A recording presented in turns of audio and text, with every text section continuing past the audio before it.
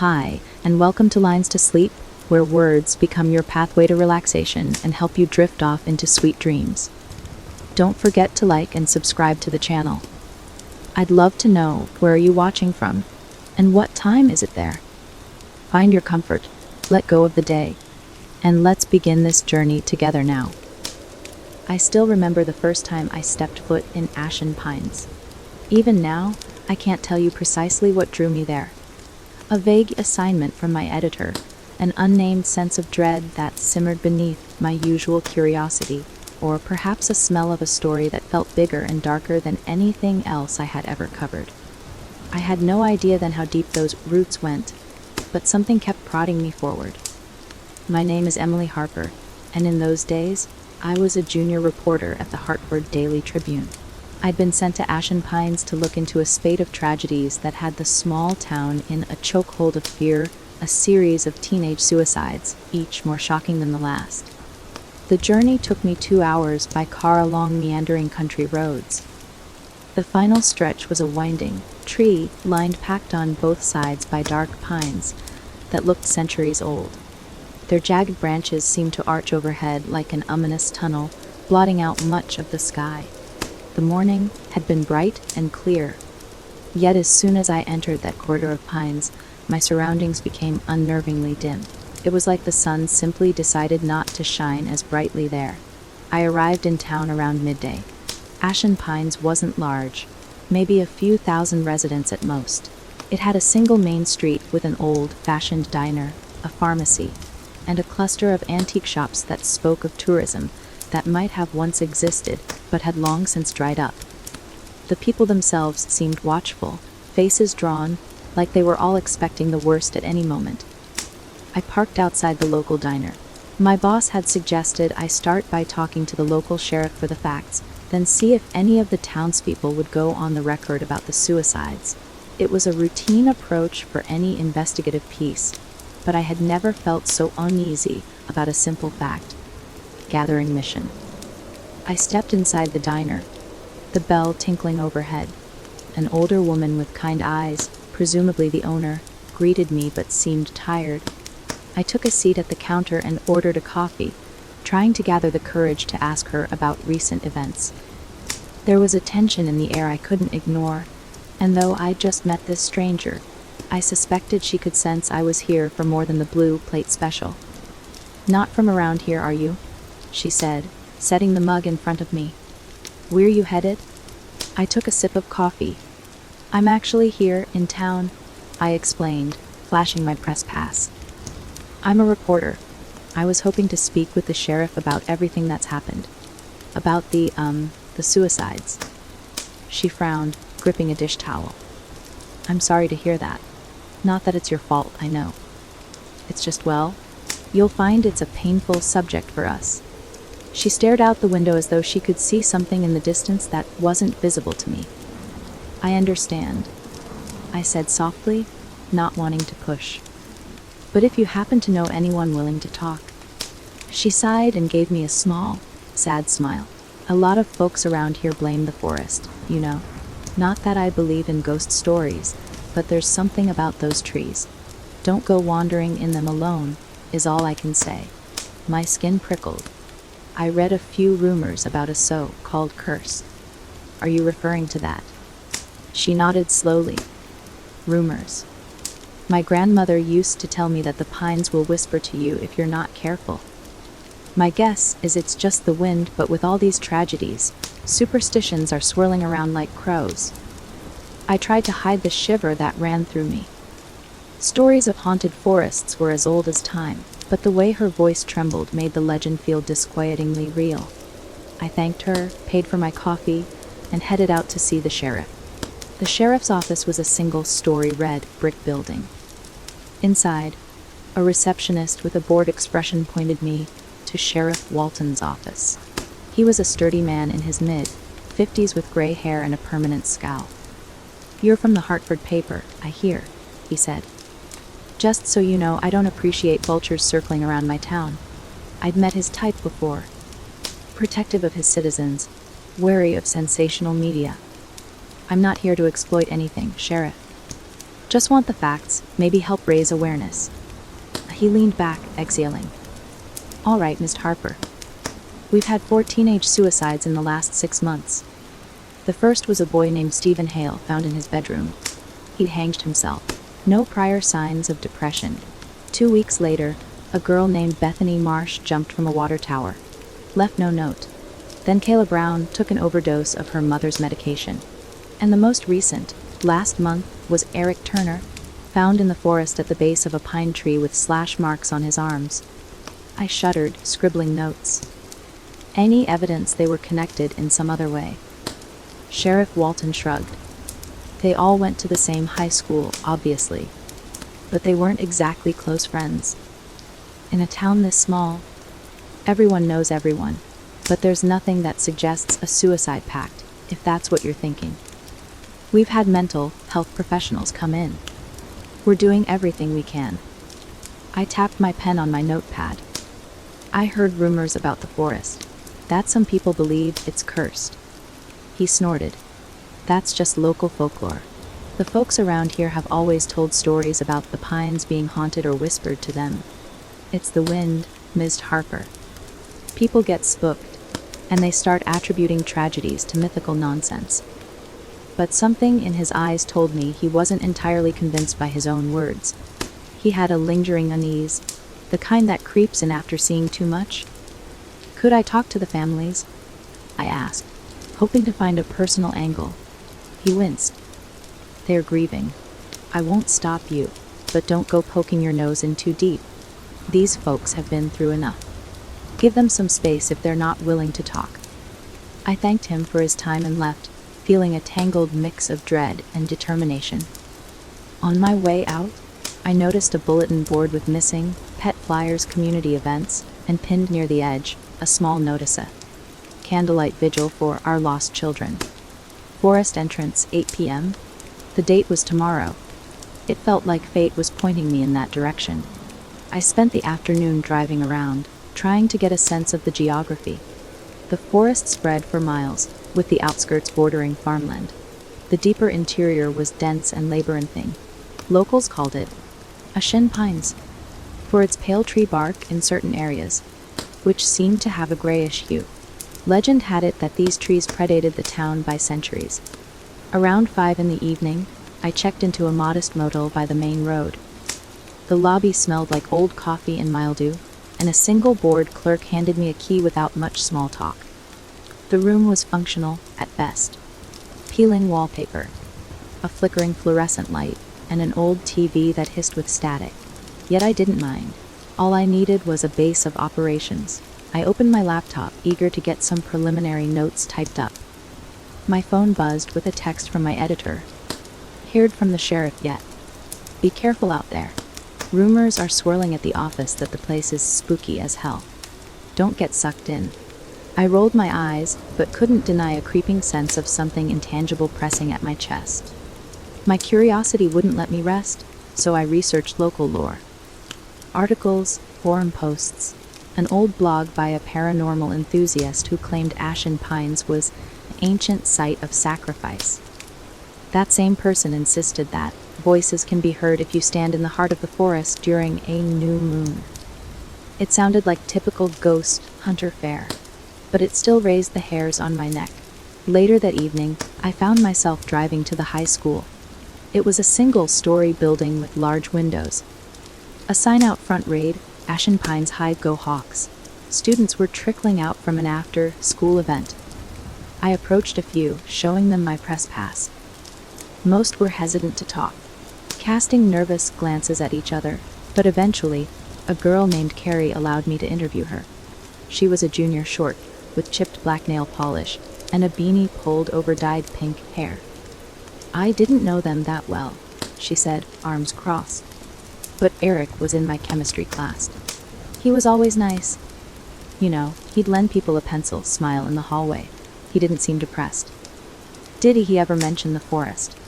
I asked. Her lips quivered.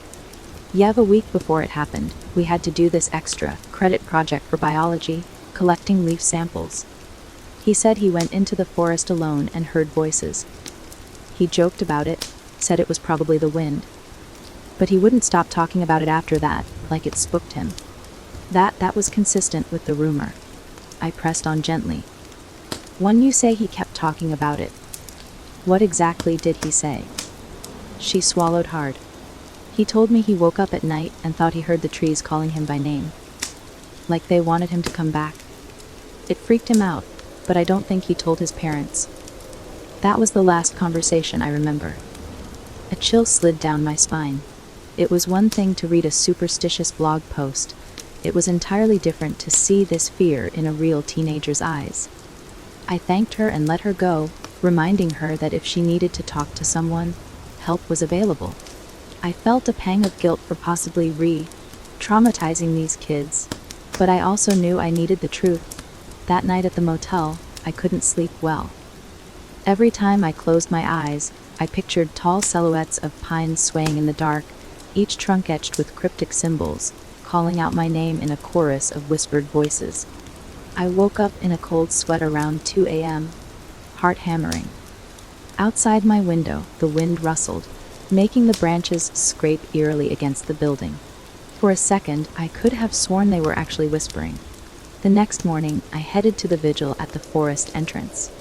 It was a small gathering. Maybe a dozen people, mostly parents of the lost teens, plus a few townsfolk. They lit candles as the sun began to set, forming a semicircle near the first row of pines. I noticed the diner owner, the sheriff, and some teachers. As I stood among them, a profound sorrow weighed on the group. The air was still, the hush broken only by an occasional sniffle, or a throat clearing. A man stepped forward, Mr. Hale, father of Stephen, the first teen who died. He spoke in a trembling voice about how his son had shown no signs of being troubled, how he was on the basketball team, had dreams of college. The man's raw grief made my throat tighten. Then Mrs. Brown, mother of Kayla, sobbed that her daughter had always been bright, creative, never a day of depression in her life until that final week. Several other parents shared similar stories. All normal kids, no history of mental illness. The pattern was chilling. I mustered up the courage to approach Mr. Hale after the vigil. "I'm very sorry for your loss, sir. I'm a reporter, Emily Harper. I wanted to ask if Stephen ever mentioned anything unusual before he passed." He looked hollowed out, like a tree trunk that had rotted from within. "Unusual? You mean hearing voices, right?" He let out a bitter laugh. "Yeah, he mentioned the forest. Said it felt alive. We told him it was just nonsense. If I had known." His voice broke, and tears streamed down his cheeks. "I'm sorry. I can't do this." He walked away. Guilt pricked at me again. I stood by my car, the last of the candlelight flickering in the distance. No one else seemed ready to talk, so I left, driving back toward the motel in silence. My mind churned. This was more than just a tragedy. There was a pattern, and I felt sure the forest was key. My rational brain wanted to attribute it to mass hysteria, maybe an echo chamber effect where one suicide triggered rumors, fueling fear that led to more. But a quiet part of me, the part that woke up in a cold sweat, insisted something supernatural was at play.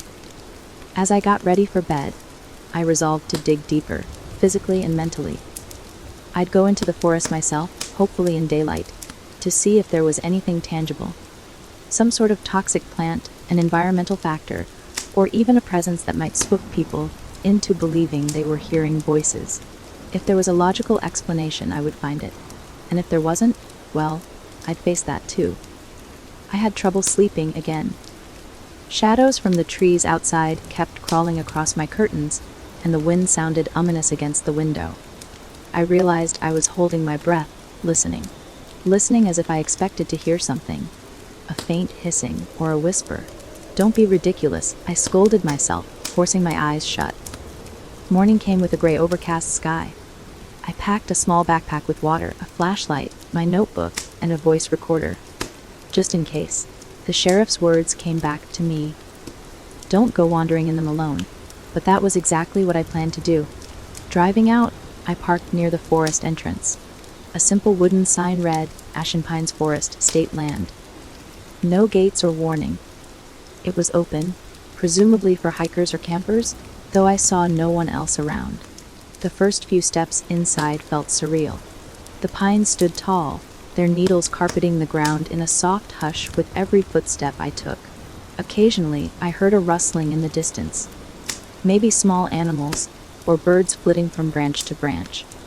After walking for about 20 minutes, the path narrowed, and the light grew dimmer. The canopy above me seemed to merge, letting only filtered rays of sunlight through. Odd lumps of moss clung to the roots, and here and there I saw mushrooms of a dull gray color. That's when I noticed the quiet. The hush was almost too complete, save for my own heartbeat in my ears. No birdsong, no insects buzzing. Just a thick, muffled silence. My footsteps sounded unnaturally loud in comparison. I kept going, though my instincts told me to turn back. The deeper I walked, the more the forest seemed to press in on me. Suddenly, a breeze picked up, stirring the branches overhead with a soft whoosh. I paused, hearing a faint sound. It could have been the wind, but it also sounded almost like a whisper. I stood still, heart pounding, telling myself it was all in my head. Still, a creeping dread slithered down my spine. Is anyone here? I called out, half expecting someone to jump out from behind a tree. But there was only more silence.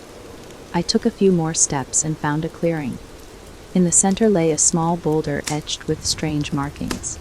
They looked like swirling patterns, partially worn away by time. I ran my fingers over the grooves. They felt eerily precise, almost deliberate. My mind raced. Was this the site of some ancient ritual? Or just random weathering? I took pictures with my phone. As I straightened up, a sudden wave of dizziness hit me, accompanied by the faintest echo of my name. Emily. So soft it might have been a trick of the mind. My breath caught in my throat, and my skin went cold. Adrenaline surged, urging me to run. But as a journalist, I steeled myself. Hello. I called again, voice trembling. Nothing. I circled the clearing, scanning the ground for footprints or evidence of gatherings. Only pine needles, thickly layered, so it was hard to tell if anyone had been here recently. The markings on the boulder felt ominous, though. I bent down for a closer look, ignoring the sense of dread that gnawed at me. My phone beeped. A low battery warning. Great, I thought. Last thing I need is to be stuck in a haunted forest with a dead phone. I decided to head back, telling myself I had enough for a preliminary story. Photos of the stone, the atmosphere, the local myths. The walkout felt endless, each turn looking the same. A mild panic flickered in my chest as I wondered if I was going in circles. My phone's GPS had no signal, and the battery was on its last legs. After maybe 20 minutes of tense wandering, I spotted a tree trunk with a unique scar. I was sure I'd passed it going in. Relief washed over me, and I followed what looked like a faint trail until I finally emerged back near the main road. Inside my car, I exhaled a shaky breath. My rational side told me I was spooking myself with the local lore, but that voice I'd heard, if it was a voice, refused to leave my mind. Emily, it had said, gentle but insistent, like a coaxing murmur. I tried to calm myself by turning on the radio, but static filled the airwaves. It wasn't until I drove another mile that the music station came back. I spent the rest of the day reviewing my notes, thinking of how to structure my article. Something told me it was more than an article. It felt personal now. The next step was to talk to more townspeople, gather more accounts. But I couldn't shake the feeling that the forest had singled me out somehow, that it had beckoned me deeper. That night, I dreamed I was back in that clearing, the boulder's markings glowing faintly. Whispers swirled around me, merging into a mournful chant. When I looked down at my hands, I saw gray pine needles sprouting from my skin. I woke gasping, the darkness of my motel room pressing in from all sides. And for the briefest moment, I swore I heard the trees calling my name again. I lay awake, heart pounding, fear lodging itself in my throat. Maybe it was pure imagination, a byproduct of being immersed in these stories. But a gut feeling warned me that I was crossing a line, stepping into territory that was more dangerous than I'd ever anticipated. There was no turning back, though. Not for me. Not when the truth was so close. Haunting, malevolent, but close. And so it was that my investigation truly began, with an unsteady resolution. I had to figure out what was happening in that forest before it claimed another life, or before it claimed me. The morning sun brought little comfort. I was getting dressed, trying to piece together the next steps of my investigation. When my phone rang, it was an unknown number. Normally, I wouldn't answer, but in this line of work, you never know who might be calling with a tip. Hello? Silence on the other end, then a soft voice. Is this Emily Harper? Wes, who's this? A pause. Then, this is Rebecca Marsh. Bethany was my daughter. The diner owner gave me your number. She said you might be different from other reporters, that you actually listen. I sat down on the edge of the bed, heart constricting at the pain in her voice. Mrs. Marsh, I'm so sorry for your loss. If there's anything you'd like to share? She exhaled shakily. Bethany wrote in her journal that something was calling her, telling her it would bring peace. She never specifically said the trees were talking, but she drew pictures. Pines everywhere. Over and over. A sob caught in her throat. I didn't see it. I should have? She only started acting strangely after she went camping in the forest with friends. She said she couldn't sleep, that she kept hearing. Her voice broke, and she took a moment to compose herself. Anyway, I found her journal after. I didn't show it to the sheriff because I was afraid they'd think she was just unstable. But I know my daughter. Something else was at work. My pulse quickened. Do you still have the journal? If you don't mind, I'd love to take a look. It might help me piece things together. She hesitated. Okay. Can we meet at my house? I'm not ready to leave yet, but I can show it to you. I agreed, and she gave me an address. It was a small house on a quiet side street. Overgrown bushes framed the front yard, and the curtains were drawn. When she let me in, her face was pale, eyes rimmed with fatigue. She clutched a battered notebook. Bethany was an artist, too, Rebecca murmured, flipping through the pages. Indeed, there were dark sketches of towering pines, twisted roots, and swirling shapes that looked like whispered words. Then, in scrawled handwriting, they call to me at night. They say they can make the pain go away. Did she have pain? I asked gently. Rebecca wiped her eyes. She had typical teenage worries. Grades, friends, but nothing that suggested anything serious. These voices, they convinced her that ending her life was the only way to quiet them. Why would she believe that? A knot formed in my stomach. Could she have been hallucinating? Some environmental factor, like fungus spores or something that causes auditory illusions. It felt flimsy as I said it, but I was trying to find any rational explanation. Rebecca shook her head. I've lived here all my life, and while the forest has always been creepy, this is different. It's like it's getting stronger. We pored over the journal.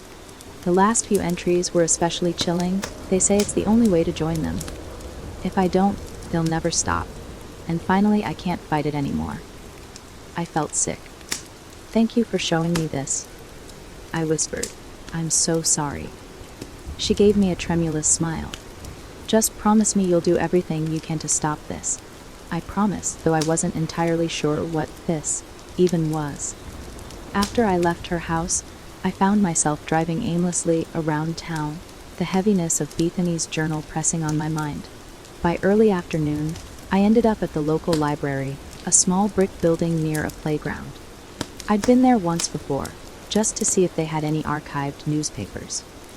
But now, I wanted to dig deeper into the town's history.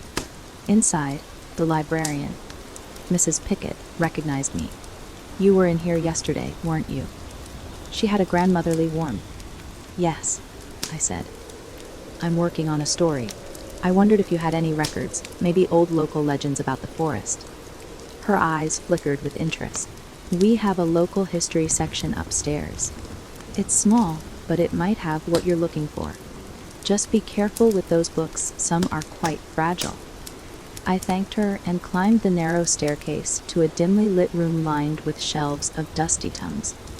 I ran my fingers along the spines, searching for something that mentioned Ashen Pines or haunted forest.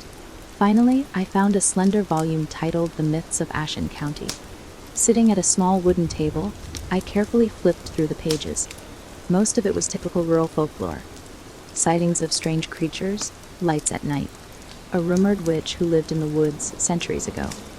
Then I hit a chapter called The Whispering Pines. My heart rate picked up. It recounted a story that in the 1800s, settlers warned newcomers never to camp too deep in Ashen Pines. They believed the spirits of the forest demanded a sacrifice every few generations, compelling certain individuals to end their lives under the branches. One passage read, "The voices will call to you by name, and once you hear them, they shall follow you forever, even in your dreams. Only the final surrender can silence them." I stared at those lines, a chill running through my body. This was exactly the pattern I was seeing now. The text was full of archaic language, referencing wicked roots and the hunger of the ancient trees. Another note mentioned that some believed a sinister presence, older than time, slept beneath the soil, using the pines as conduits for its will. As outlandish as it sounded, it was disturbingly close to the accounts from grieving parents.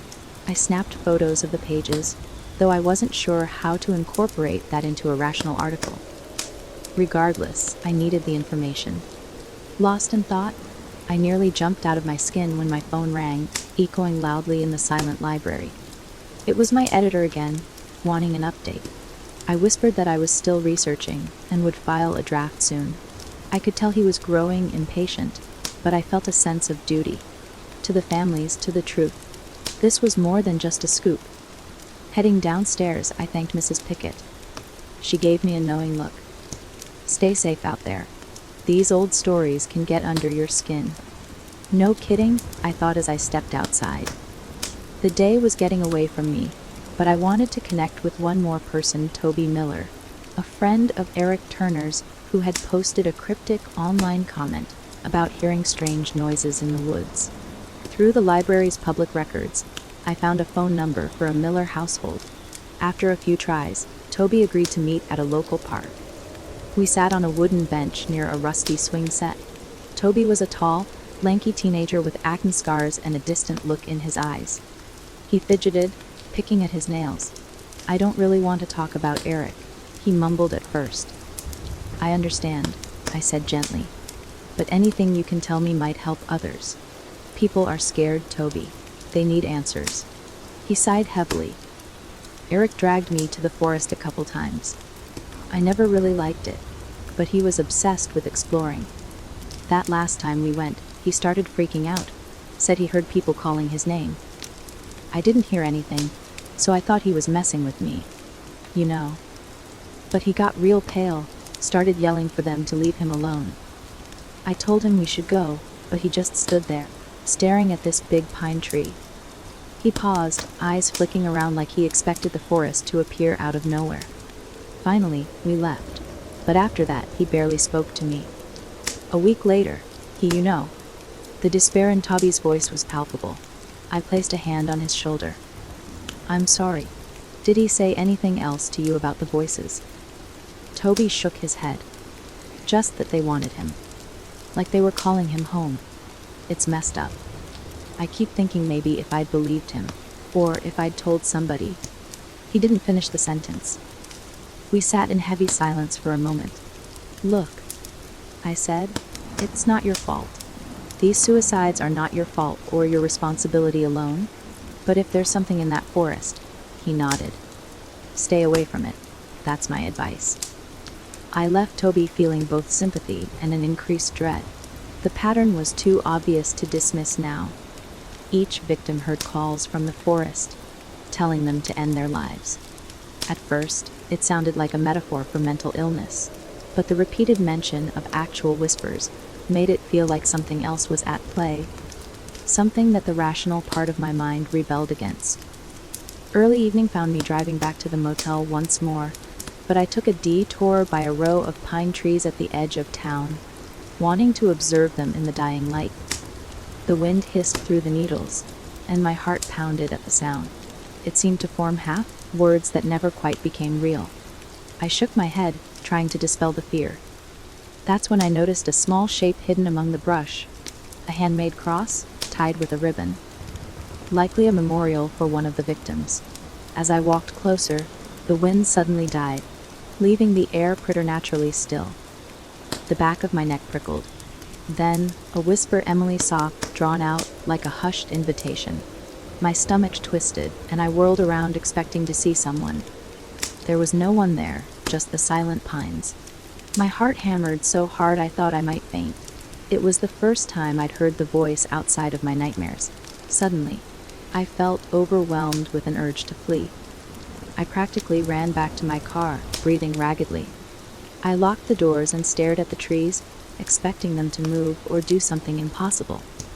They merely stood there, patient and ancient, as if they had all the time in the world. I forced myself to drive back to the motel, where I collapsed onto the bed. My mind was a storm of confusion and fear. What was happening to me? A sensible explanation told me I was probably just spooked by the stories. Another part of me suspected something had latched onto me the moment I set foot in that forest. That night, the dreams came again. Always the forest, always the swirl of half-formed shapes. I woke multiple times, drenched in sweat. At one point, the whisper in the dream was so loud I nearly screamed myself awake. When morning came, I felt drained, but also resolute. This was real, whether supernatural or psychological. If I wanted to get to the bottom of it, I needed to talk to someone who knew the forest intimately. That meant finding people who had studied it or lived near it. I recalled a name from my research, Professor Norman Fletcher, a retired anthropologist who specialized in Native American folklore and lived not far from Ashen Pines. According to an old article, he had once called the forest a sacred but dangerous place. It took some digging, but I finally tracked down his address, a cabin on the outskirts of the next county. I dialed his number, left a voicemail. I tried not to sound too desperate, but I was. Late in the afternoon, I received a call back from him. He had a raspy voice, either from age or too many cigarettes, and he seemed wary. "I don't usually do interviews anymore," he said. "But you said it's about those suicides. I've heard rumors." "Wes," I replied, phone pressed to my ear. "I'm worried more people might be in danger. I found references to some old legends. I was hoping you could shed light on them." A long pause. Then he said, "Meet me at my cabin tomorrow morning. But don't stay in the forest after dark, Ms. Harper. The old tales, they warn against that." He hung up before I could answer. The next morning, I set off early. The drive took me through rolling hills and farmland until I reached a dirt road leading into a wooded area. The cabin was a small, rustic structure. A thin wisp of smoke rose from the chimney. As I approached, the door opened, revealing a stooped man with spectacles and a neatly trimmed white beard. "You must be Emily Harper," he said, beckoning me inside. The interior smelled of old books and incense. Every wall was lined with shelves stuffed with texts, artifacts, and curios that gave the place a museum-like quality.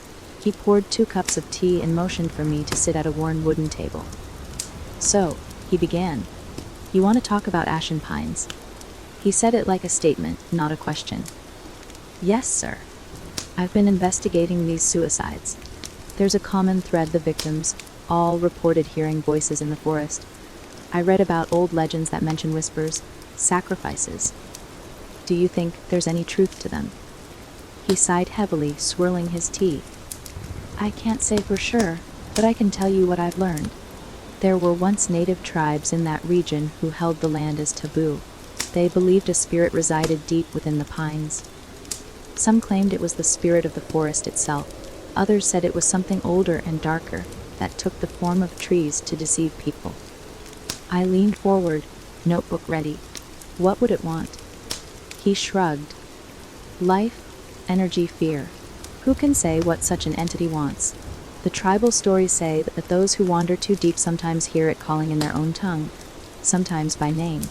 The voice promises them peace or power or escape from pain. It's the ultimate trick.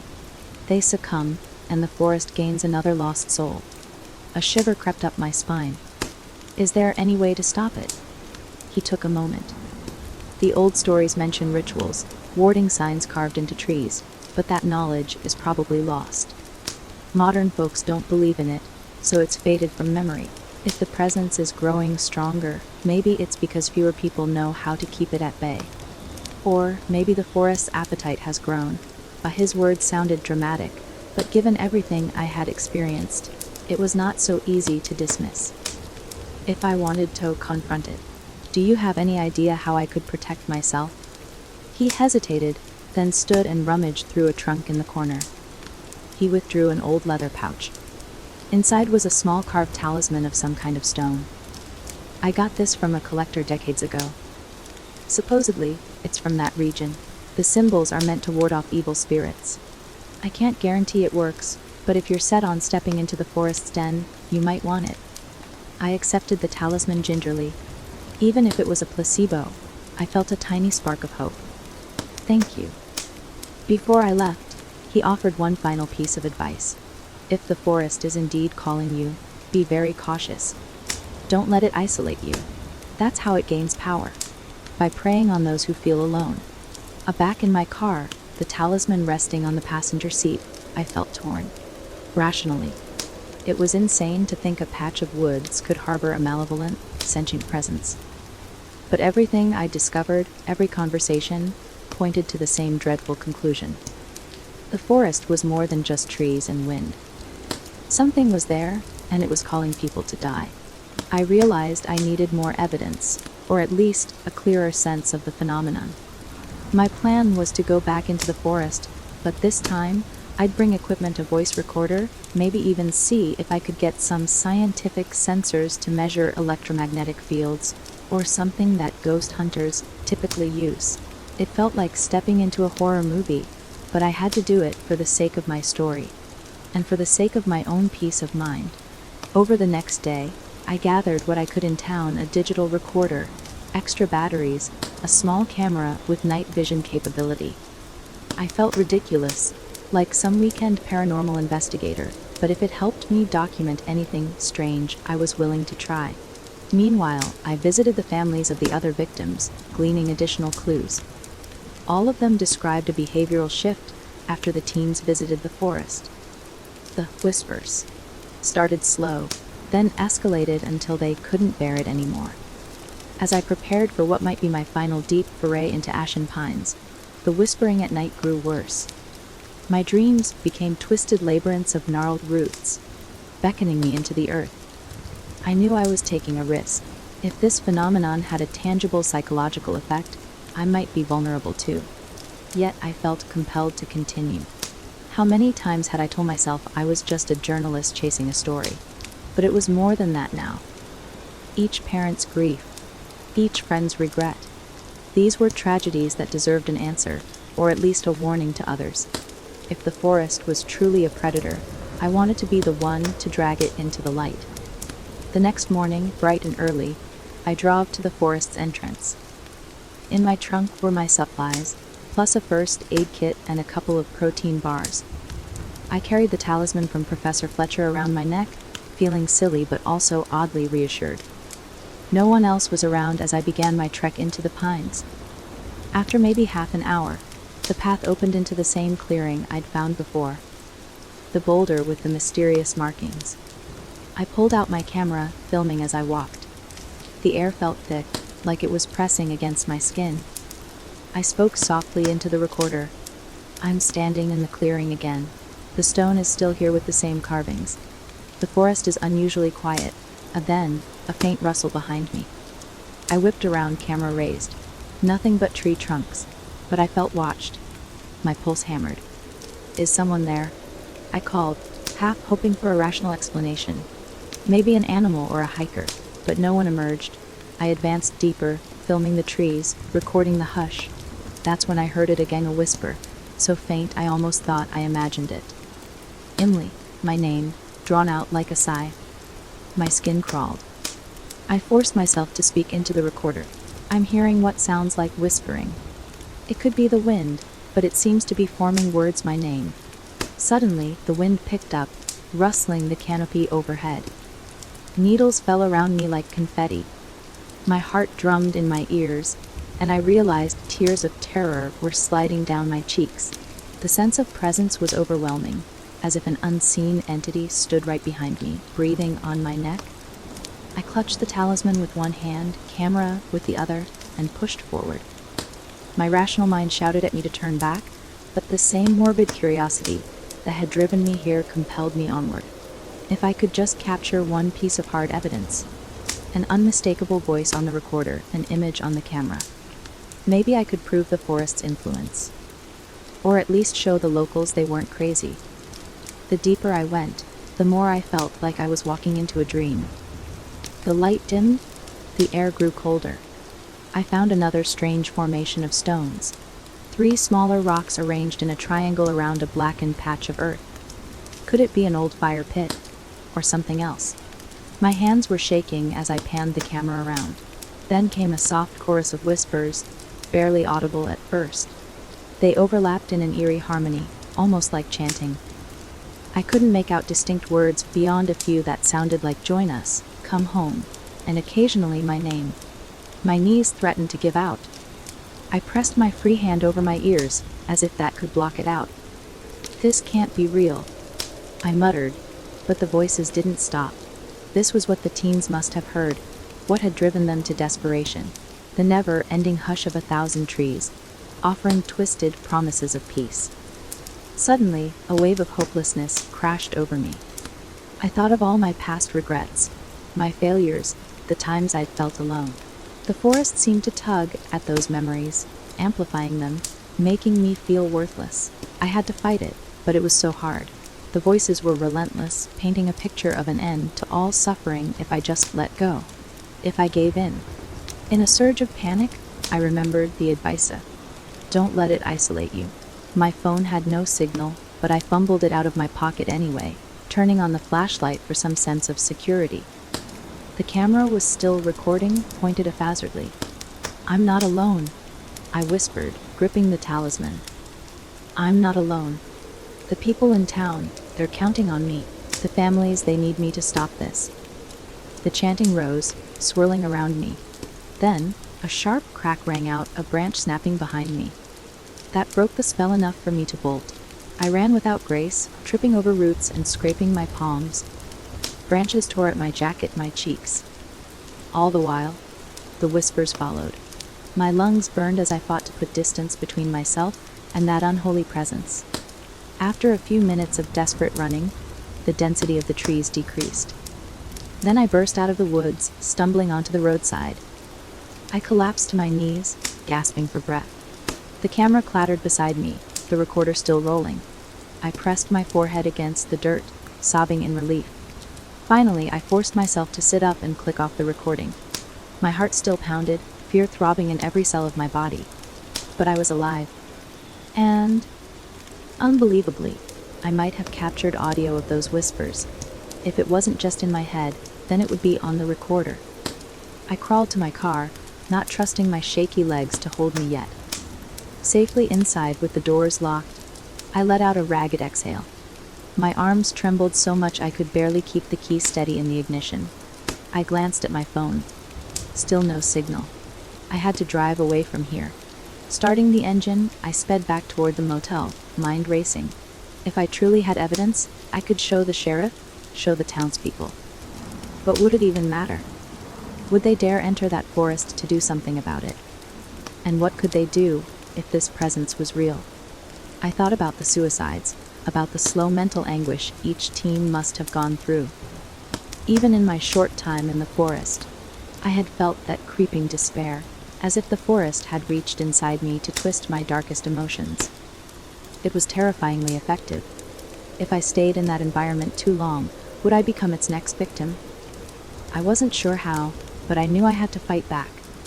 Something ancient and malevolent was preying on vulnerable minds, turning them against themselves. As I drove, I gripped the talisman, silently thanking Professor Fletcher for whatever scraps of protection it might have offered. I'd never been so afraid in my life, yet I also felt a burning determination. Because now I had heard it with my own ears. This was no myth. The whispers of Ashen Pines were real, and they wanted me too. I was back at the motel, door locked, curtains drawn.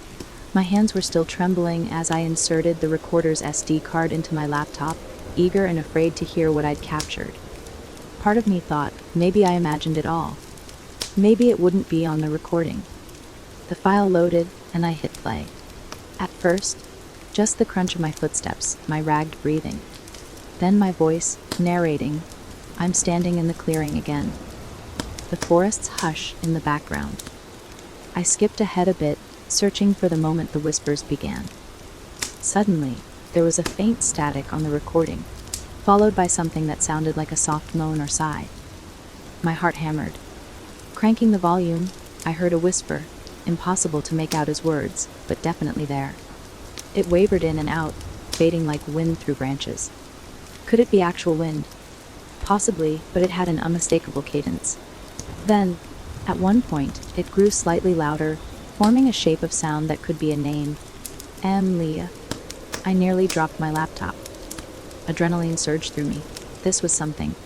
Some kind of audio that suggested a voice in the forest. Could I replicate it with wind alone? Maybe, but the possibility remained that I'd recorded actual evidence of the phenomenon that plagued this town. My breath caught in my throat as the next part played, the chorus of overlapping whispers. It was faint, but definitely audible if you listened closely. A terrifying tapestry of half-formed words. I pressed pause.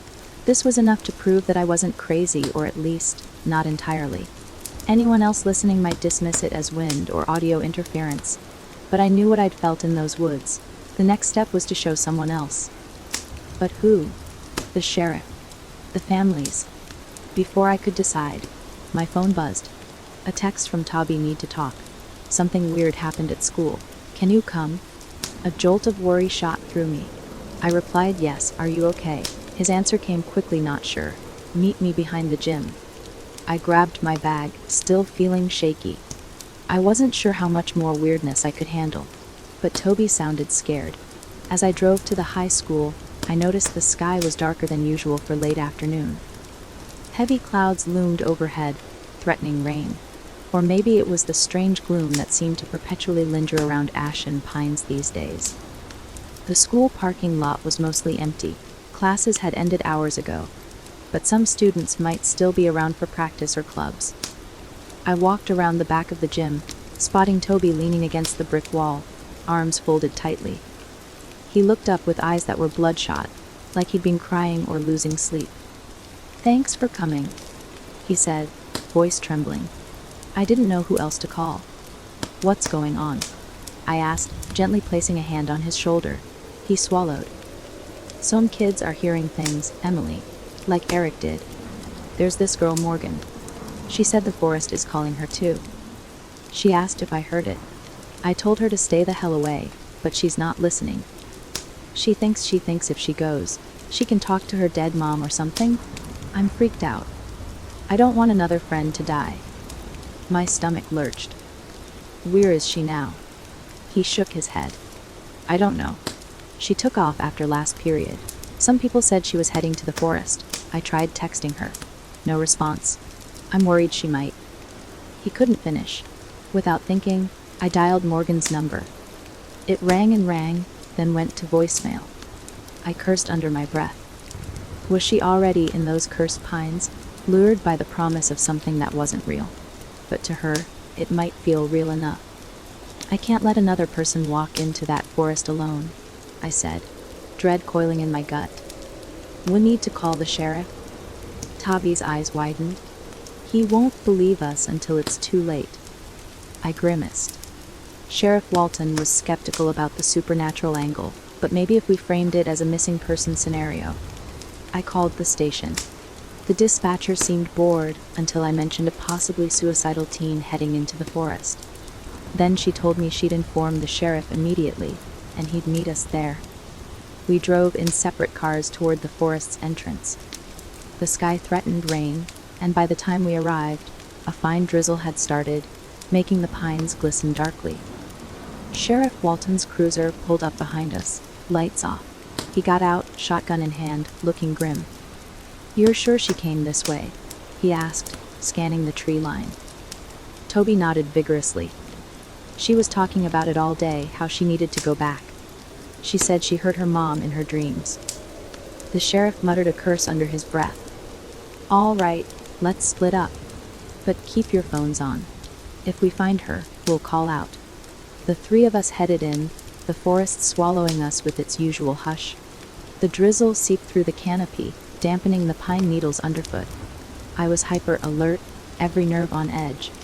I called Morgan's name periodically, voice echoing with no reply. Toby stuck close to me, fear evident in his eyes.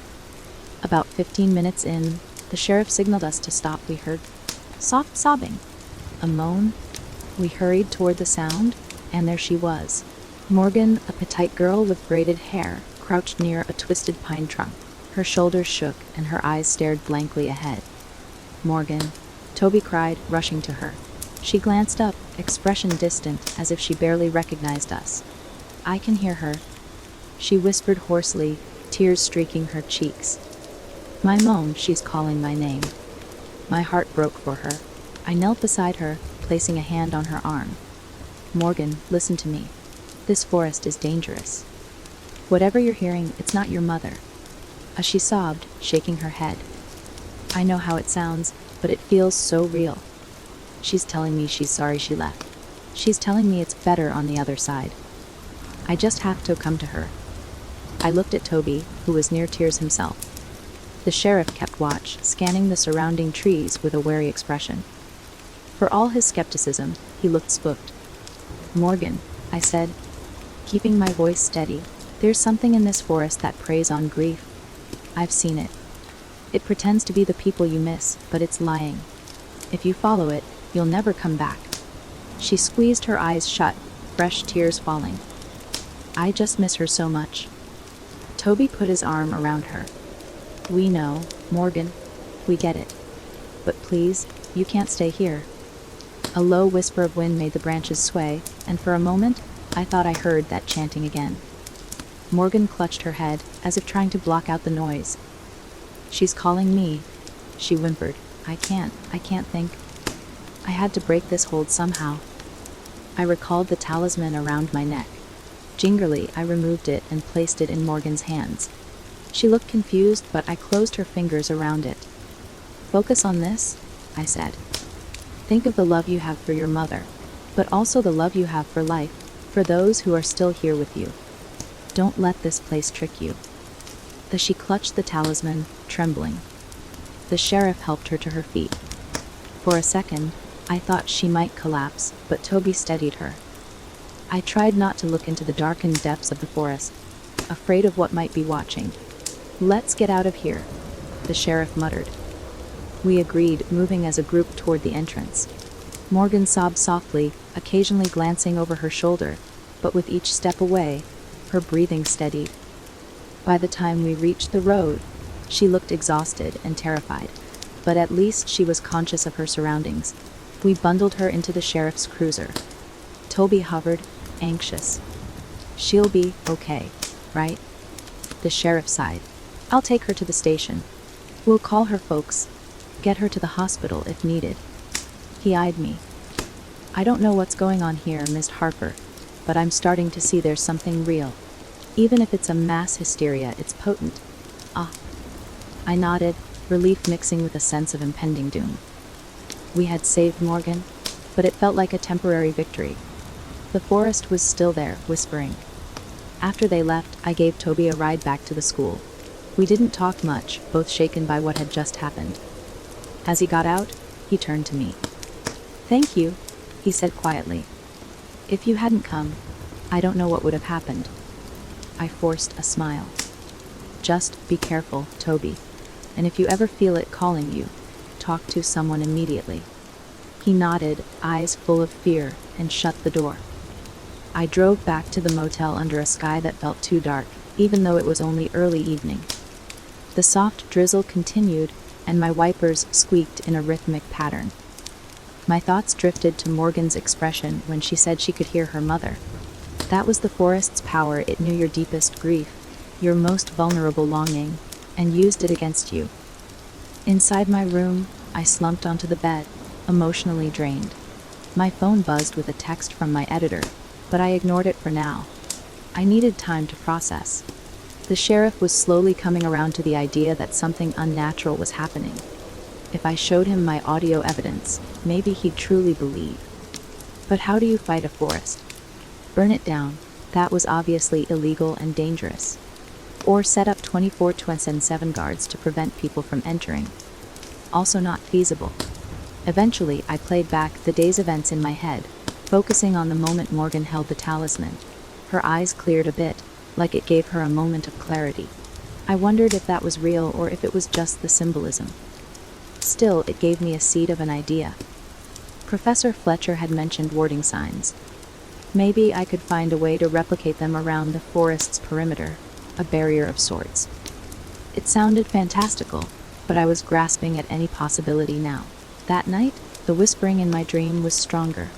The dream forest loomed, dripping with thick shadows.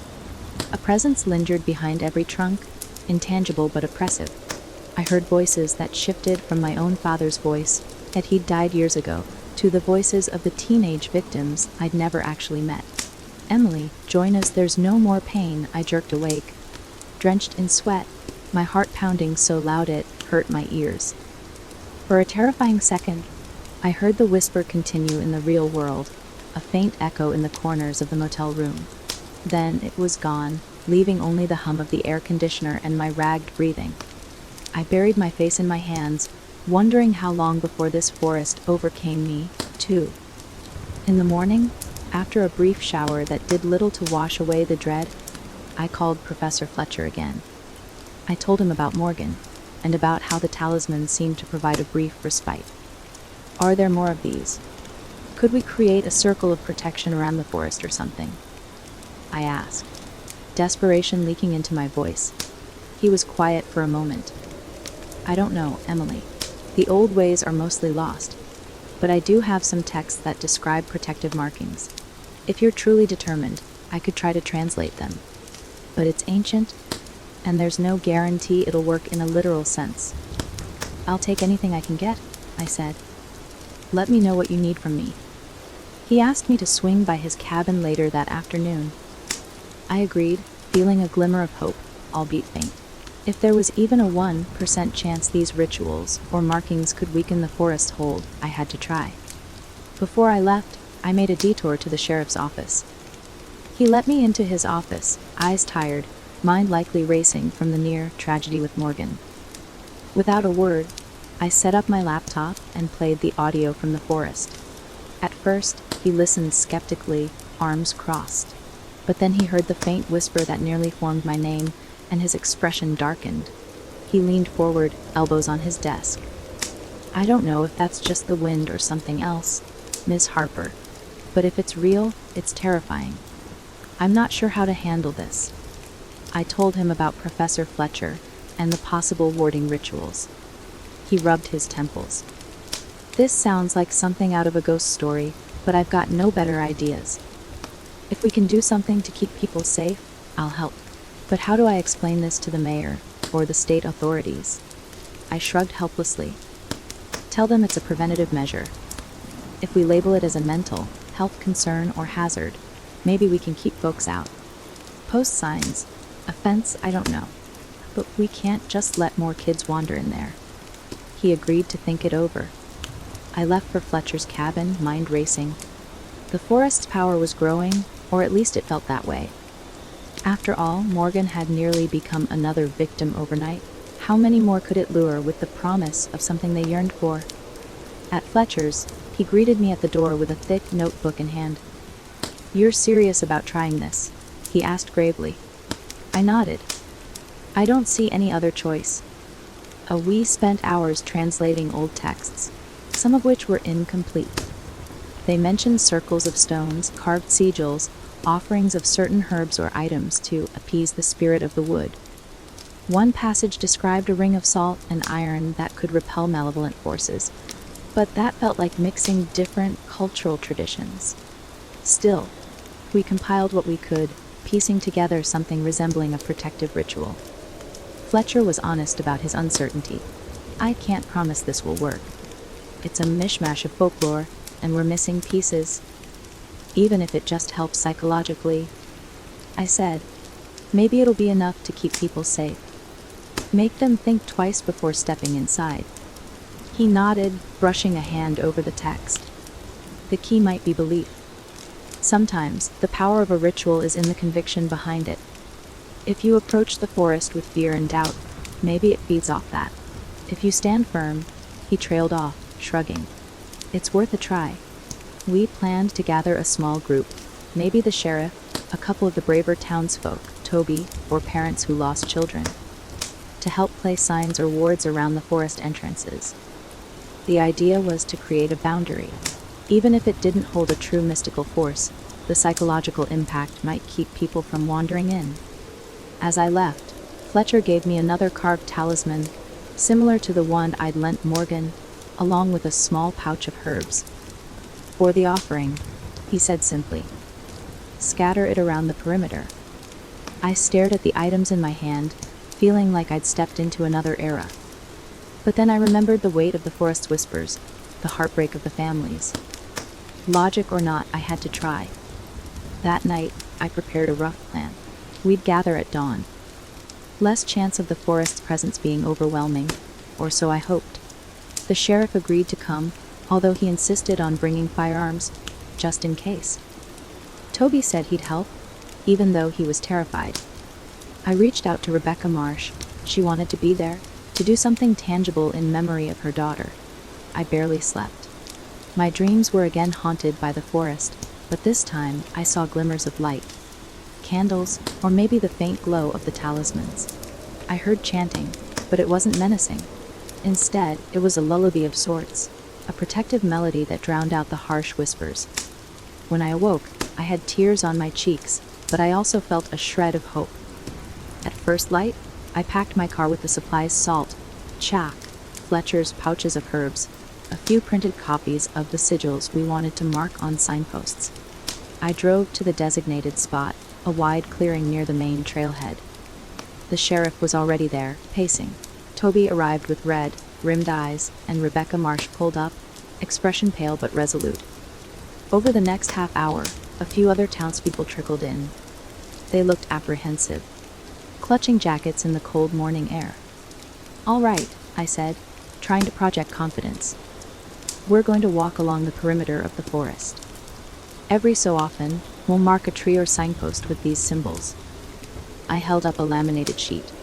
We'll sprinkle the herbs that Professor Fletcher provided, and if you believe in prayer or anything like that, feel free to pray or recite something comforting. We want to project strength, not fear. A few people nodded, though I sensed disbelief in their eyes. Still, they wanted to do something rather than nothing. We set off, the sheriff leading one segment of the group, me leading the other. I showed them how to draw the markings, careful to replicate the shapes from Fletcher's notes. In quiet voices, we recited words of affirmation. This forest has no power over us. The lost souls are not here. We will not listen to false whispers. It felt awkward, but as we moved along the tree line, I sensed a collective resolve building. Toby stuck close to me, occasionally glancing into the forest with a shiver. I swear I can hear something in there, he said at one point, like it's waiting. I placed a hand on his shoulder. We won't let it get you. Just keep going. A breeze stirred the branches overhead, and I thought I heard a distant murmur, a chorus of displeasure. My skin prickled. We continued sprinkling the herbs, drawing the symbols, laying down small lines of salt.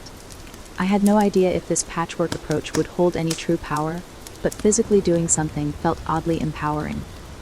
Rebecca paused at a particular pine tree near the road, tears glistening in her eyes. Bethany walked past this tree so many times, she said softly. I handed her a piece of chalk, and she inscribed the sigil with trembling hands. Then she whispered, "Stay away from my family," as though addressing the forest itself. We circled back, meeting the sheriff's group. They had done a similar routine. He gave me a look that said he still felt a bit foolish, but there was a flicker of relief in his eyes. No sign of trouble, he muttered. But I got an uneasy feeling that something was watching. By noon, we'd marked a significant portion of the forest's accessible perimeter. Perhaps we hadn't blocked every possible entrance, but we put up no trespassing signs at intervals, each bearing the protective symbol. It felt like an odd blend of old magic and modern caution. After a final check, people started dispersing, uncertain but hopeful. The sheriff patted my shoulder. "Thank you for organizing this. Even if it just stops someone from walking in, that's something." I nodded, exhaustion hitting me like a wave. Toby gave me a weak grin. "Thanks for letting me help. I hope it works." Rebecca simply hugged me, tears in her eyes. "Thank you," she whispered. "For Bethany, and for saving that other girl. I can't lose anyone else." I stayed behind after they left, staring at the forest. The whispering was absent, or at least quieter. The pines stood tall and silent, almost sullen. For a moment, I felt a faint sense of victory. But as I turned to go, a gust of wind whipped through the trees, carrying a faint hiss. I froze, heart pounding. It was my name again, but weaker this time, like an echo fading. "Emily," I clutched the replacement talisman Fletcher had given me, walking away with determined steps. Maybe, just maybe, we had diminished its power, at least enough to protect those who needed it most. But I couldn't let my guard down, not yet. Evil often finds a way to endure, especially when it's as ancient as these pines. Still, as I slid into my car, I allowed myself a moment of cautious optimism. We'd taken a stand. We'd saved Morgan. We'd refused to let the forest win without a fight. And sometimes that's the first step toward shattering any darkness, shining enough light on it that it can no longer hide in shadows. We left the sheriff's station that night with a grim determination. The storm still raged outside, making the entire landscape feel raw and electric. Toby and I shared a ride back to the motel, neither of us talking much. We were too drained, physically, emotionally, to make sense of all that had happened. A teenage girl, Allison, had nearly joined the ranks of the forest's victims, lured by a voice masquerading as her dead sister. And in that lightning flash, I'd glimpsed a form among the trees. A shape that defied logical explanation. It felt like we were staring into the maw of something beyond human comprehension. My motel room was stale and cold. I flicked on the heater, took a hot shower, and tried to steady my nerves. When I closed my eyes, I saw branches twisting in the darkness, thunder illuminating a monstrous silhouette. Even though I was out of the forest, it felt like a piece of it still clung to me. An hour later, as rain drummed on the roof, I sat on the edge of my bed, laptop open, trying to gather my thoughts in writing. My editor's demands for an article had become background noise to the larger crisis. But writing was the one way I knew to impose order on chaos.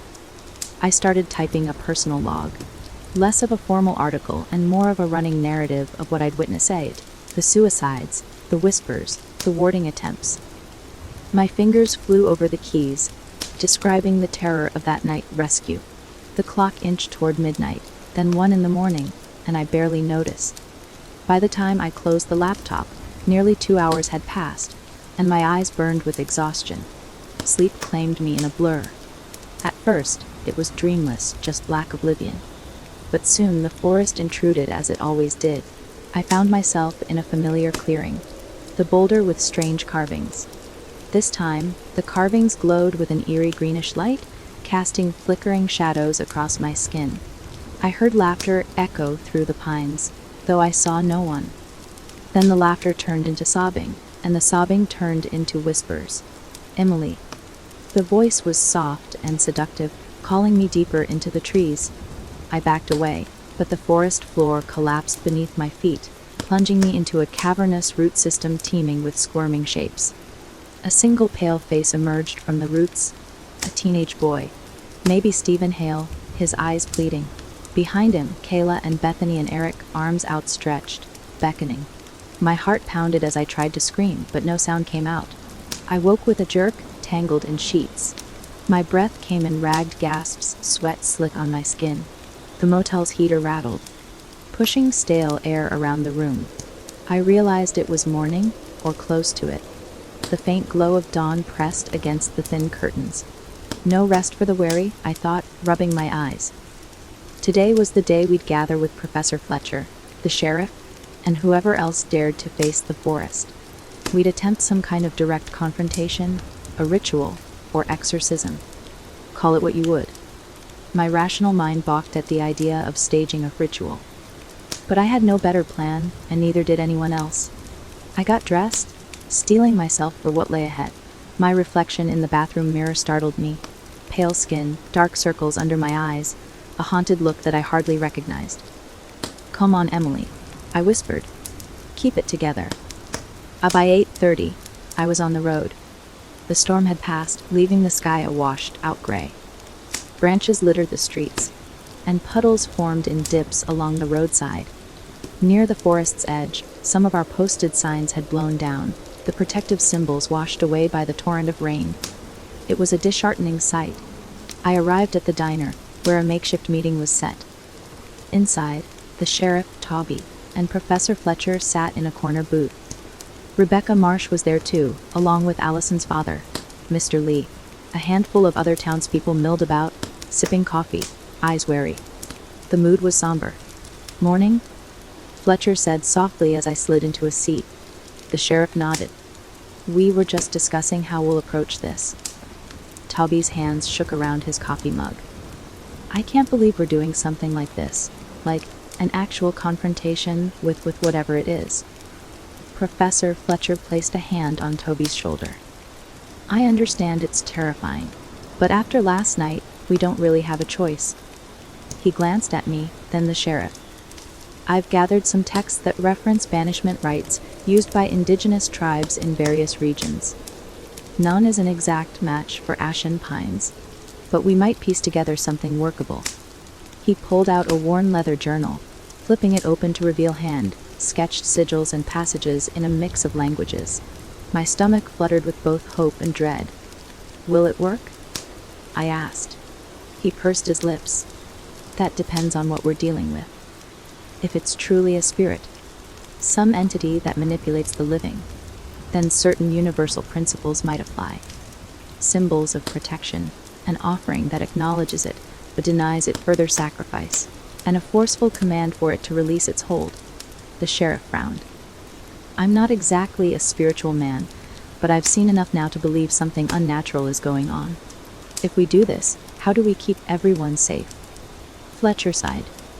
"Safety isn't guaranteed, but the more people we have standing firm, the stronger we might be against it. We can't let fear break our resolve. That's how it seeps in." Rebecca's voice was quiet but steady. "I'll be there. My daughter died because of this thing. If there's even a chance I can stop it from taking someone else's child, I have to try." Mr. Lee squeezed her hand in silent solidarity.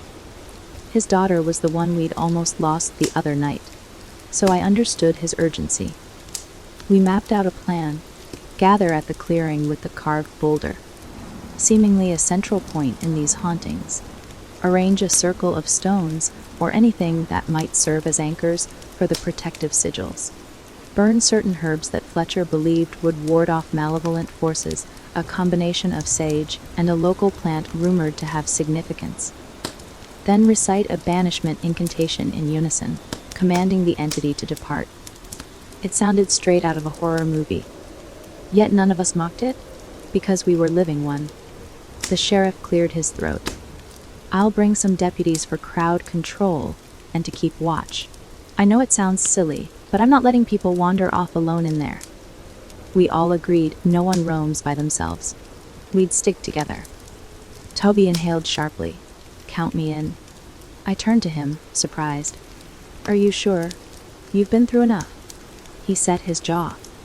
"Eric was my friend. Morgan almost died. I'm not running away." I nodded, feeling a surge of respect for the kid. Fear was etched in his eyes, but he was choosing to stand with us. Fletcher asked us to gather any personal tokens that held strong emotional significance, items tied to loved ones or cherished memories. The idea is to ground yourselves in positive connections, to fend off the despair the forest will try to exploit. Bring photos, jewelry, letters, whatever means the most to you. With that, our plan was set.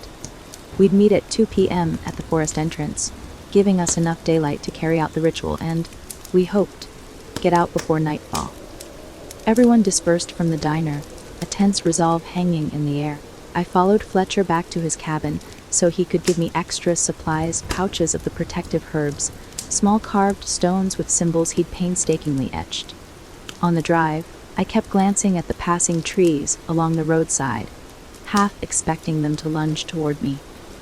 My nerves were raw. At Fletcher's cabin, he ushered me inside. The place smelled of incense and old books, as always. "Here," he said, handing me a small cloth bag with additional chalk, the mixture of herbs, and a handwritten page detailing the incantation.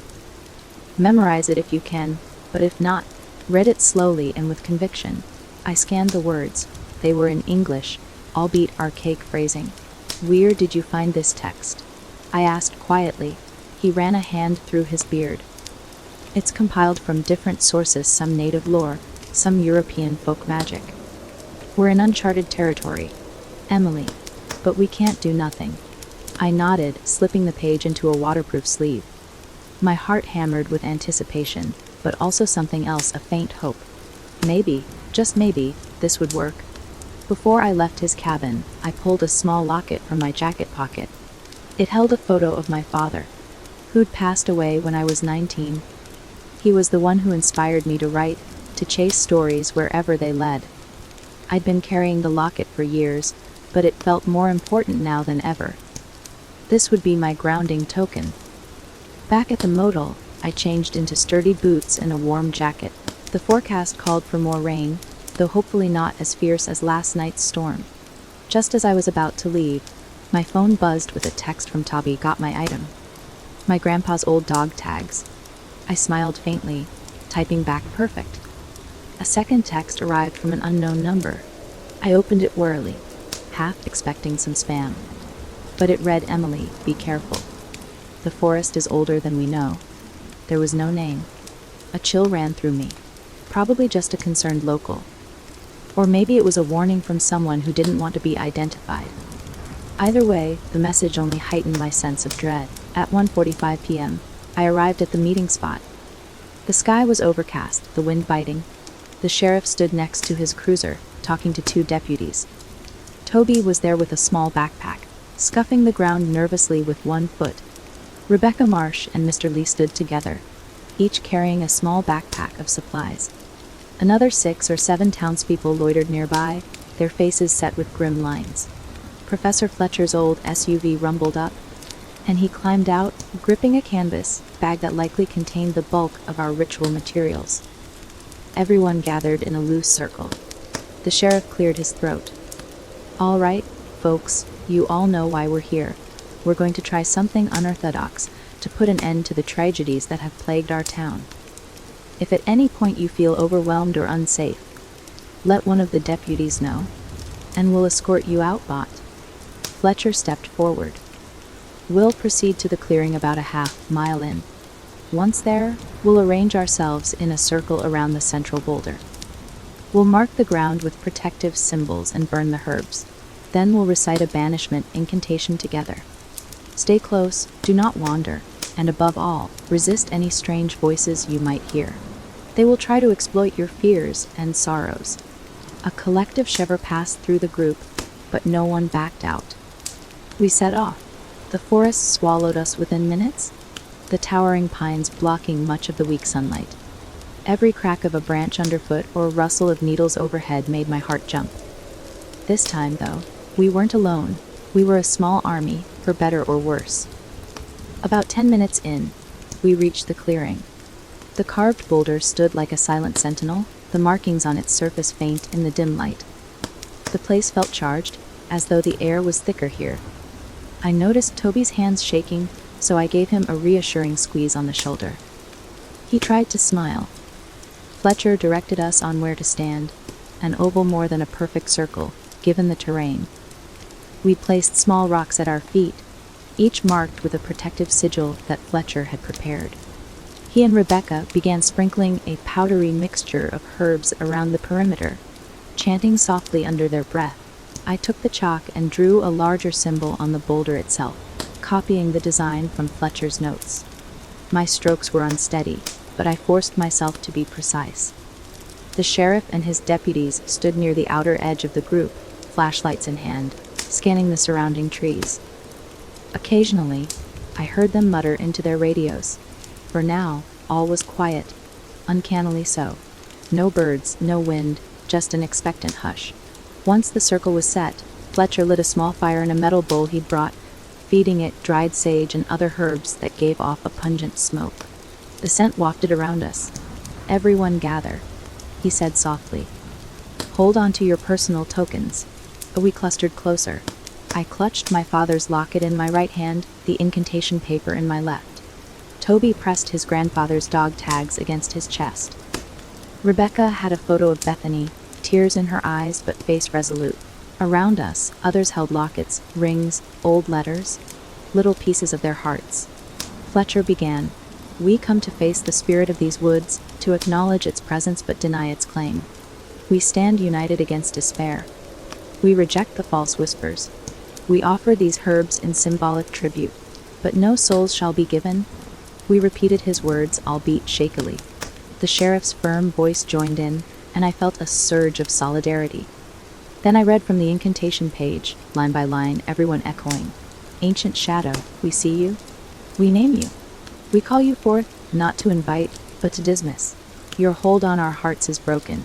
Your whispers shall fade to silence. With united will, we banish you from this realm, and bar your return." Our voices overlapped, some people stumbling on the phrases, but the collective force was there. My pulse hammered in my ears as the final words left our lips, "and bar your return." At first, nothing happened. We stood in a tense circle, hearts pounding, eyes scanning for any change. Fletcher added more herbs to the fire, releasing thick plumes of scented smoke. My eyes watered, and I cupped a bit. Then, a slight breeze drifted through the clearing, rustling the canopy. It might have been a normal gust of wind, or perhaps something else. I felt a creeping sensation along my neck, as though unseen eyes were watching. The breeze picked up, turning into a swirl that gusted around our circle, scattering pine needles. The trees groaned softly. Rebecca gasped, tears streaming down her face as she clutched Bethany's photo. "Stay strong," I urged, placing a hand on her arm. "Don't let it in." A low murmur seemed to emanate from the forest. My mind tried to rationalize it as the wind, but it carried a cadence, almost like voices overlapping in a wordless chant. The temperature dropped abruptly, and Toby hissed, "It's freezing." Fletcher raised his voice. "Hold your ground. Do not break the circle." We repeated the incantation, louder this time. The wind whipped at our clothes, and the voices in the murmur rose, as though protesting. My heart thundered with both fear and adrenaline. This was the confrontation we had anticipated, but actually being in it was more terrifying than I'd imagined. A wave of nausea hit me, accompanied by a sudden flood of sorrow. It was like the forest dredged up every regret and grief I'd ever known. My father's death, my failures, my loneliness. Tears welled in my eyes. The desire to collapse, to give in, was overwhelming. But I heard Toby's voice, trembling yet insistent. "Stop it. You can't have us." And then I remembered my father's locket in my grip. I squeezed it, feeling the metal edges press into my palm. "This is real," I told myself. "This is your anchor." Others in the circle struggled as well, some crying, some muttering under their breath. The sheriff looked pale but unyielding, his hand gripping a cross necklace. Only Fletcher maintained a steadiness, his voice ringing out above the din. "We reject you. We are not yours, yeah." The swirling wind intensified, a mini vortex in the clearing. Pine needles whipped through the air like tiny darts, stinging our faces. Smoke from the fire scattered in wild plumes. The chanting murmur in the forest escalated into a roar that vibrated through my skull. Suddenly, a loud crack resounded, and one of the pines on the perimeter of the clearing bent unnaturally. I braced myself, expecting it to snap from some invisible force. Instead, it groaned back upright, as though struggling against a gale only it could feel. My rational mind was screaming that trees don't move like that, but I was past rational explanations. Fletcher continued to lead us in repetition of the banishment, his tone urgent and commanding. I forced myself to join in, to speak over the sob pounding in my throat. Your hold is broken. Leave us. The ground trembled. Just a slight vibration, enough to feel under our boots. Gasps and cries erupted from the group, but no one broke the circle. The swirling wind became a howling gale, tearing leaves and needles from branches. For a moment, I thought we'd be flung apart. Then, as abruptly as it began, the wind died. The howling ceased, replaced by the quiet hush of the forest. A few stray needles still drifted in the air, and the smell of burned herbs lingered. We stood frozen, braced for another assault. But it didn't come. Slowly, an eerie calm settled over the clearing. My ears rang in the silence. The sheriff's voice broke through. Is that it? If Fletcher exhaled shakily. I don't know. We stayed there listening, for what felt like minutes, but might have been only seconds. No whispers, no chanting. Rebecca was sobbing quietly, and Mr. Lee comforted her. Toby clutched the dog tags, breathing heavily as though he'd run a marathon. I felt an immense weight lift from my chest. Not entirely gone, but lighter, as if the forest had loosened its grip. Cautiously, I gazed at the boulder. The newly drawn symbol remained intact, though it was scuffed by the wind. The circle of stones around our feet was scattered but still discernible. Fletcher cleared his throat. We might have forced it into dormancy, at least. I can't say we destroyed it. It's ancient, but maybe we've severed its immediate link. I stared into the trees, half expecting them to lash out again. They stood motionless, as though stunned. So, what now? I asked. He sighed. Now we watch. We see if the suicides stop, if the whispers fade. If it tries to reassert itself, we may need a stronger measure. But this was a real confrontation. I've never felt anything like that in my life. I nodded, my throat tight. We slowly broke formation, stepping back from the boulder. People began hugging one another, tears of relief and fear mingling. The sheriff directed the deputies to do a perimeter check. No one spoke much as we started our cautious walk back out of the forest, the sense of tension gradually easing with each step away from the clearing. When we emerged onto the road, the sky seemed brighter, the clouds thinning to reveal patches of pale sunlight. I could almost imagine the forest behind us slumping in defeat, but I wasn't naive enough to think we'd won a permanent victory. Yet something had changed. We had pushed back. We'd told the forest, or whatever malevolence dwelled there, that we would not submit. And for the moment, it seemed to have listened. By the time we returned to our cars, an odd mix of exhaustion and relief had replaced the earlier dread. People murmured words of gratitude to Fletcher, to the sheriff, and even to me. Toby rubbed his eyes, saying he felt lighter, like a headache he didn't know he had was finally gone. We parted ways with hushed goodbyes, each of us needing time to process. The sheriff offered to drive Fletcher home.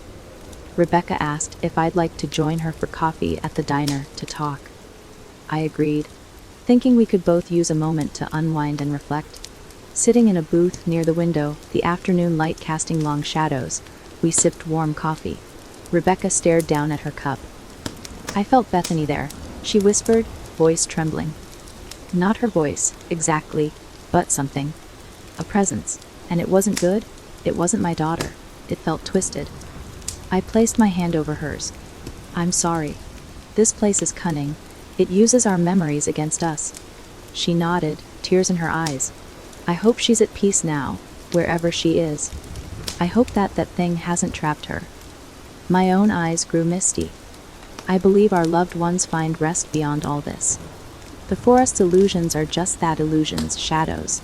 They can't hold on to what's truly gone. She squeezed my hand in silent gratitude. We fell into a wary hush, the tension of the day slowly dissipating. I wondered if, somewhere in the depths of Ashen Pines, the entity still lurked, nursing its wounds, plotting a return. But for now, we had done something no one else had dared. We faced it head on. I just prayed it was enough. The next few days passed with a surreal calm in Ashen Pines. People went to work, kids attended school, and the sky remained a subdued gray without further storms. To my relief, there were no new suicide reports, no frantic calls about voices in the forest.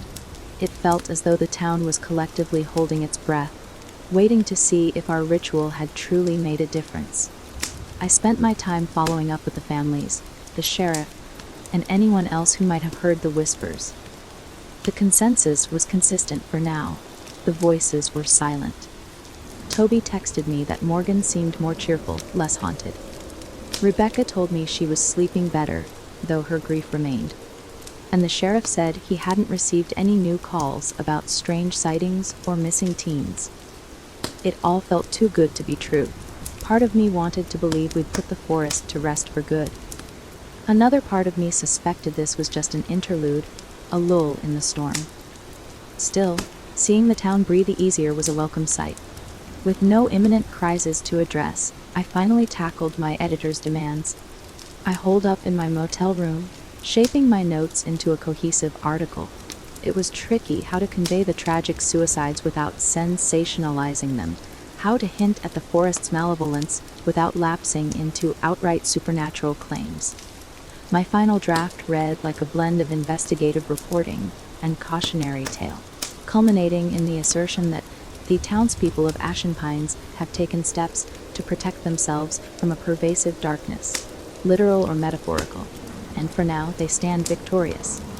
I emailed the draft to my editor, expecting a barrage of demands for rewrites. To my surprise, he replied within hours with cautious approval. "It's compelling. We'll run it as a feature piece. Good work, but come back soon." I wasn't sure I wanted to leave Ashen Pines yet, though. Not until I was sure it was truly safe. Late that evening, I stepped outside my motel room for some fresh air. The sun had set, leaving the sky a dark blue. Streetlights buzzed, and a distant dog barked. I walked toward the edge of the parking lot, where a small patch of pine trees stood, the outskirts of the forest. The branches were still, no whisper of wind. I stared at them, heart thumping. Were they just trees again, or was something still lurking? A rustle made me jump. I turned to see Toby approaching, hands stuffed in his hoodie pockets. "Sorry," he said. "Didn't mean to scare you." I let out a breath I hadn't realized I was holding. "It's okay. I'm a little jumpy these days." He gave me a half smile. "Yeah, me too. I was just walking home from a friend's house and saw you here." We stood in comfortable silence for a moment, gazing at the line of trees. "How's Morgan?" I asked finally. "She's doing a lot better. Her dad said the nightmares have almost stopped." Toby hesitated, then added, "But I still feel this, I dunno, like an undercurrent. Like the forest is just sleeping." I nodded grimly. "Same. I keep waiting for the other shoe to drop." He bit his lip. "Do you think it's really gone?" His question echoed my own doubts. "I wish I knew." "Let's hope so, Toby. But if not, we've shown it we won't roll over." He nodded, a flicker of determination in his eyes. "Thanks, by the way, for everything." We chatted a bit more, the conversation drifting to everyday topics like school and his plans for the future, subjects that felt almost alien given the horrors we'd been dealing with. Then he headed home, and I lingered a bit longer, listening to the quiet. The forest didn't stir. The following morning, Professor Fletcher called. "Emily, I've been reviewing the recordings and notes from our banishment ritual. I thought you might want to see my latest findings," he said in a measured tone. "I've picked up some interesting anomalies on the audio if you'd like to stop by." Curiosity piqued, I drove out to his cabin. He greeted me with a nod, ushering me into his living room cluttered with books and odd artifacts. On a small desk sat a laptop connected to a pair of speakers. I recorded the entire ritual with a high-sensitivity microphone, he explained. During the most intense moments, I captured something beyond just the wind. He clicked play. The speakers emitted the sound of our chanting, the swirl of gale force wind, and the crackle of the small fire. Then, in the background, came faint wails or howls, distinct from our voices, layered in a way that made my skin crawl. One voice was higher pitched, another lower, weaving together in a macabre harmony. "That's definitely not just the wind," I muttered, my heart pounding. "It sounds like multiple things." Fletcher nodded gravely. "Exactly. like a chorus of lamentations or anger. I've never heard anything quite like it. Could be a trick of acoustics, but I suspect otherwise. He then showed me a spectrogram analysis on his laptop screen. See this pattern here? He pointed to peculiar waveforms. This indicates frequencies that don't match typical wind gusts or human speech. It's almost like layers of infrasound. That could explain the overwhelming fear and despair. It might literally be affecting our nervous systems. I stared at the screen, a sense of awe and dread washing over me. If the forest was emitting these frequencies, it was weaponizing sound to manipulate emotions. So even if it's not a literal demon or ghost, it's something beyond normal phenomenon, I said. He nodded. There's also the possibility of electromagnetic anomalies. Some haunted locations have higher EMF readings. If we had the right equipment, we might confirm a natural cause. But this, he gestured at the spectrogram, feels more than natural. Are you planning to share this with anyone else? I asked. He paused. I'm not sure. It might cause panic, or it might be dismissed as nonsense. For now, I'll keep it between us. But if the forest stirs again, we have more evidence. I left his cabin with a mix of fascination and lingering unease. Whether the forest was a supernatural entity or some unknown natural phenomenon, it possessed a power that could drive people to desperation. Our banishment ritual might have suppressed it, but for how long? That night, my phone rang while I was brushing my teeth. The ID read, Sheriff Walton. My stomach flipped. What if something had happened? I rinsed my mouth and answered with a cautious hello. I'm S. Harper, he said in a subdued tone. Sorry to call so late. I just thought you'd want to know there's been a development. Go on, I said, heart pounding. No new suicides or anything like that, he assured me quickly. But a couple of hikers found something strange in the forest. An old campsite, with bones scattered around. Animal bones, maybe, but the site looked ritualistic. There were carvings on a tree, too. Fresh carvings. I felt a surge of alarm. Carvings of what? Symbols. One was a spiral, another was a shape like an eye. My deputies took pictures, but they're not sure what to make of it. Figure I'd let you and Fletcher know. Could be some kids messing around, or maybe there's someone else out there trying to stir up trouble. I swallowed hard. The idea that a human presence might be actively performing dark rites in the forest was almost as frightening as a supernatural threat. I'll let Fletcher know, and we can look into it. Where exactly was this campsite? He gave me the approximate coordinates. It was deeper in the woods than the main clearing, in an area less traveled. We're planning a small expedition tomorrow afternoon to check it out in daylight, the sheriff said. I'd like you and Fletcher to come, if you're up for it. My mind raced with the possibilities. Yes, definitely. I'll see you then. I lay awake for hours, thinking about those bones and carvings. Were they connected to the forest's entity, or was someone taking advantage of local fears? Maybe there were cult-like activities going on, feeding the legend. Either way, it spelled trouble. The next day, I met the sheriff, 2 deputies, Fletcher and Toby, who insisted on joining us at the station. Toby argued that since he'd been part of the earlier confrontation, he wanted to help ensure nothing else sinister was brewing. The sheriff relented, though I could tell he worried about Toby's safety. We drove in a convoy of SUVs to a small dirt turnout, from which we'd hike a mile or so into the forest.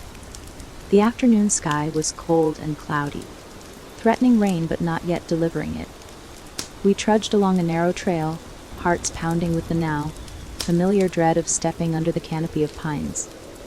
The deeper we went, the quieter it got. Even though it had been days since our ritual, I couldn't shake the feeling that the forest was aware of us. My footfalls on pine needles seemed muffled, my breath too loud. I flashed a glance at Toby, who clutched his backpack straps and stared straight ahead, jaw set. Fletcher held a walking stick and occasionally murmured something under his breath, likely a protective phrase. The sheriff's hand hovered near his holster, though we all knew a gun was little use against intangible forces. Eventually, We reached a small clearing that smelled of old smoke and decay. A makeshift fire pit of stones lay in the center, ash still visible. Around it, scattered bones. Some small, likely from birds or squirrels, others larger, maybe a deer. They were arranged in odd patterns, forming shapes that looked vaguely like runic symbols. Toby paled at the sight. "Definitely looks intentional," one deputy said grimly, taking photos. "Not just some animal feeding site." A Fletcher knelt to examine the bones, his brow furrowed. "These markings." He pointed to shallow cuts in some of the bones. "They were carved after the animal died, possibly for ritual purposes." A knot twisted in my gut. "So someone's practicing some form of dark ritual out here." The sheriff nodded stiffly. "Seems that way. Let's check the tree carvings." We walked a few yards to a thick pine tree. Sure enough, fresh knife cuts revealed two symbols: a spiral, lines swirling inward, and an eye, like shape with jagged lashes. Fletcher traced a finger near them, careful not to touch. "These aren't the same as the protective sigils we used. They look more like conjuration symbols, or something that tries to invite a presence rather than repel it." My heart hammered. "Invite it?" He nodded gravely. "If someone is intentionally drawing the forest's entity to them, they might want power or knowledge, or they could be misguided thrill seekers. Either way, they're undoing the ward we put in place." Toby swallowed hard. Why would anyone want that thing's attention? We had no answer. People throughout history had delved into dark practices for a myriad of reasons. Curiosity, desperation, even malice. The idea that someone was actively courting the forest's whispers made my skin crawl. The sheriff snapped photos, looking grim. "We can stake out the area, but it's huge, hard to cover. If we have a local cult, or even one rogue individual, they could do this anywhere."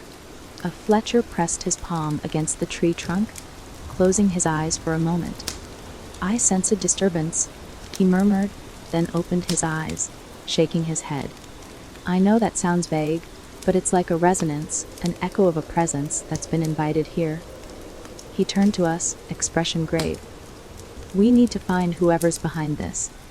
If they keep feeding the forest's darkness, our banishment will unravel." The sheriff and deputies exchanged glances, clearly out of their depth. Investigating a potential cult was one thing, investigating a cult that might be harnessing a supernatural force was another entirely. "We'll put out discreet feelers," the sheriff said. "See if anyone's seen suspicious activity or new faces in town. But this might be a local job." But we spent another hour gathering evidence, photos of the campsite, the carvings, the bone patterns. Fletcher took some small bone fragments for further analysis, though I wasn't sure what that would yield. The entire time, I felt as if the forest was closing in, the thick trunks forming a silent audience to our discovery. On the hike back, Toby kept close to my side. "This is messed up," he whispered, scanning the trees as if expecting a robed figure to emerge. "Why can't people just leave it alone?" I couldn't offer him a comforting answer. Human nature can be both curious and destructive. If the forest truly harbored some dark power, inevitably someone would want to harness it, and that possibility might be even more dangerous than the entity acting on its own. When we finally broke out of the woods, a collective sigh of relief escaped our group. The sheriff ordered a deputy to rope off the area with caution tape. Though we knew that was only a symbolic gesture, anyone determined to perform rituals could easily move elsewhere. Back in the station parking lot, Fletcher turned to me. "I'll examine these bones more closely, see if I can identify any specific ritual patterns. Maybe I'll compare the carvings to known occult symbols. It's a long shot, but worth a try. Let me know if you find anything," I said. "And I'll speak to some locals I've interviewed. Maybe someone knows more than they're letting on." He gave me a wary smile. "Be careful. If there's a person or group behind this, they might not take kindly to prying." I nodded. Caution was a given. I was already stirring up more trouble than I'd ever imagined when I first arrived here. But I couldn't walk away now, not with a budding threat that could reawaken the forest's power. That evening, I sat in my motel room with a notepad, scribbling down every name I'd encountered in Ashen Pines. Locals who seemed too curious about the supernatural, or had an air of secrecy. The paranormal blogger who once wrote about the forest. A local teen rumored to practice witchcraft. A reclusive farmer who lived near the forest boundary. Any of them could be behind these new carvings. My phone buzzed, making me jump. It was a text from Rebecca, heard about the campsite. "You okay?" I texted back, "I'm fine, just worried. We'll find who did this." Her response came a moment later. "Let me know if I can help." I appreciated her offer, but I wasn't sure how to involve her further without risking her safety. She'd already lost her daughter. Then again, maybe that was exactly why she wouldn't back down. Sleep came fitfully, haunted by half-formed images of robed figures dancing around the fire pit. I saw glimpses of the spiral, the eye symbol, and in my dream they glowed with a sickly light as the forest parted to embrace them. The entity, or presence, looked on with silent hunger. The next day, I began my informal investigation. I revisited the library to scan old records for any mention of secret societies, cult activity, or unusual gatherings. Mrs. Pickett, the librarian, was intrigued, but said she hadn't heard of anything beyond typical ghost hunter tourism. "But I'll keep an ear out," she offered, eyes betraying a tinge of worry. Next, I visited a local man named Arnold Jacobs, who ran a small historical museum dedicated to Ashen County's logging days. He was known for collecting odd bits of lore. I asked if he'd come across the spiral or eye symbols in local artwork or rumor. He scratched his graying beard, rummaging through dusty files. "Spiral, you say? Could be any Celtic symbol, or even a stylized labyrinth. The eye, though, makes me think of old protective wards. Or it could be the opposite, an evil eye. Sorry, I'm not much help." Despite the dead end, he promised to call if he remembered anything relevant.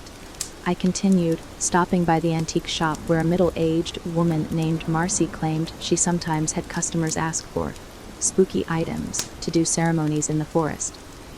Most were just bored teenagers or tourists. But a month ago, she sold a carved wooden idol to a man passing through. He was tall, hooded sweatshirt, didn't say much, she recalled.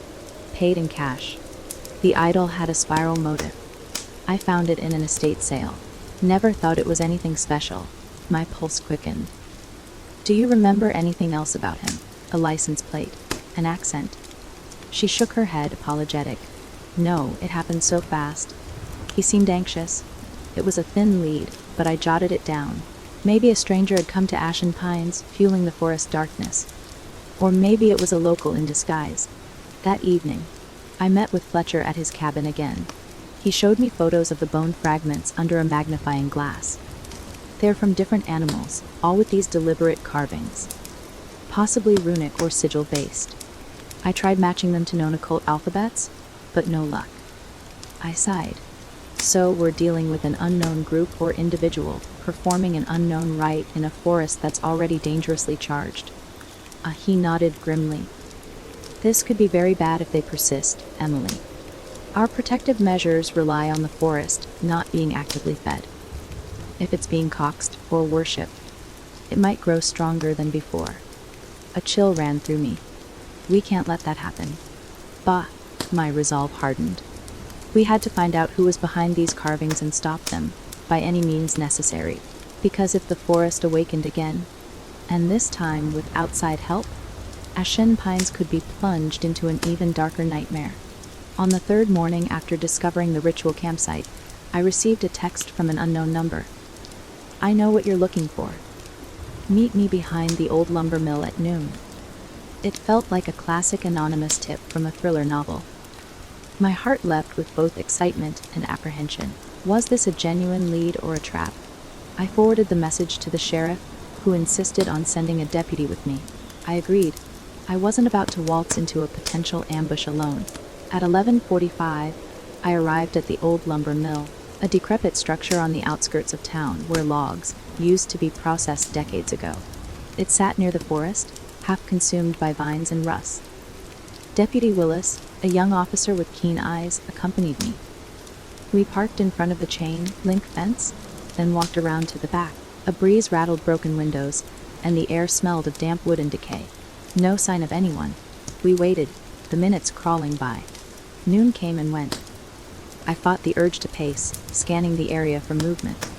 Finally, a figure emerged from behind a rotted stack of pallets. Skinny, wearing a black hoodie, face partially obscured by a baseball cap. He raised his hands, palms out. "Don't shoot, okay?" His voice was shaky. Deputy Willis placed a hand on his holstered weapon, staying alert.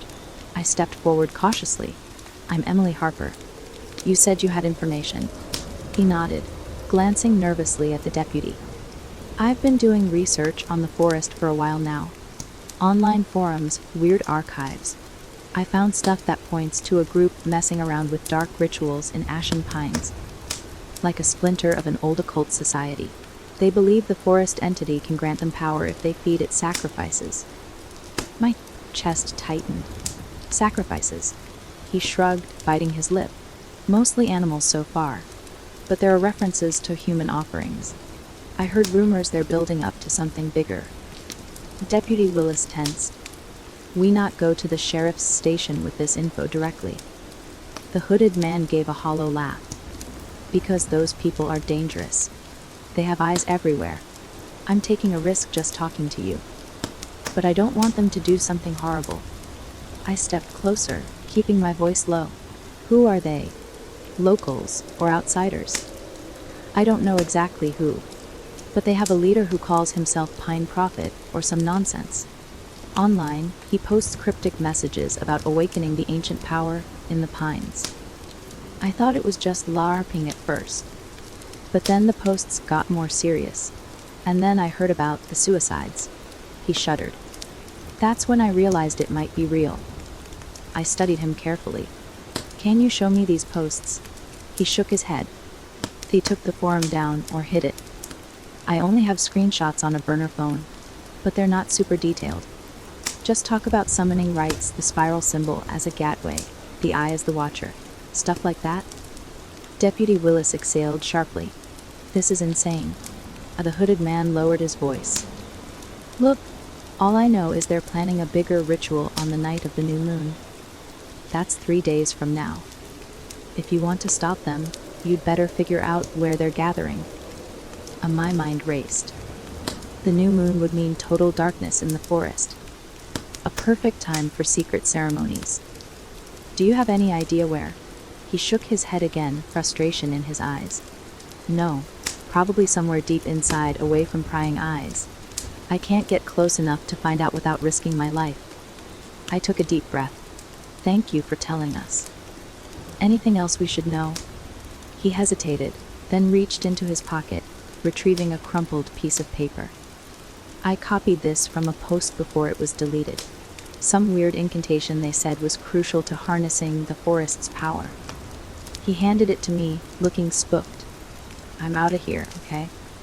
I never talked to you?" Without waiting for a response, he turned and bolted, disappearing behind the crumbling mill wall. Deputy Willis swore under his breath, then radioed the sheriff about the encounter. I read the scribbled incantation on the paper. Mostly nonsense phrases, but the words "spiral," "eye," and "forest heart" stood out. A sense of dread settled in my stomach. We drove back to the station. The sheriff and Fletcher were waiting, and we laid out everything the tipster had said. The sheriff's face was grim. "So we have a potential cult, calling themselves something like the Pine Prophet, aiming for a bigger ritual in 3 days. We still don't know where." We searched the forest thoroughly. Deputy Willis suggested, "Get a bigger team, maybe drones." The sheriff nodded. "I'll look into it, though it's tough to get help from outside agencies without a strong lead. They might dismiss this as rumor." Fletcher rubbed his temples. "We need to think about how these people might operate. If they plan a ritual, they'd likely choose a historically significant site, like the clearing with the boulder, or that campsite we found, or maybe an entirely different spot with some old significance." I remembered the incomplete references in the local myths about heart of the forest, a place rumored to be especially potent. Could that be the location? We need to see if any old maps or legends pinpoint a location called the Heart, I suggested. The sheriff tapped his pen on the desk. We'll gather everything we have. If we can find a lead on where they might hold this ceremony, we can lie in wait and stop them. He turned to me. Ms. Harper, I know you're not law enforcement, but your knowledge is valuable. I'd like you to be part of this. I nodded, though fear fluttered in my chest. Of course. That evening, I met Toby at the diner. I told him about the new lead in broad strokes, leaving out some gory details. His eyes widened. So there really is a cult. Seems like it, I sighed, sipping my coffee. They're fueling the forest's darkness with these rituals, maybe trying to unlock more power. If they succeed, who knows what will happen? He frowned, glancing around to ensure no one overheard. I want to help, Emily. Whatever you need. I managed a small smile. I appreciate it. But this could be dangerous. I don't want you in harm's way. He snorted lightly. We're past that point. I was nearly in harm's way when my best friend died, remember? He was right, of course.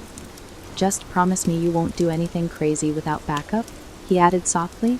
I promised, feeling protective of him. Toby had shown more courage and maturity than many adults I knew, but he was still a teenager in a perilous situation. The next day, I scoured the library archives again, focusing on obscure references to the forest geography. I found an old survey map from the late 1800s that labeled a region in the center of the pines as the Grove. Another name had been scribbled next to it in faded ink, Cor Aureum, which was Latin for golden heart. My pulse quickened. Maybe this was the heart we were seeking.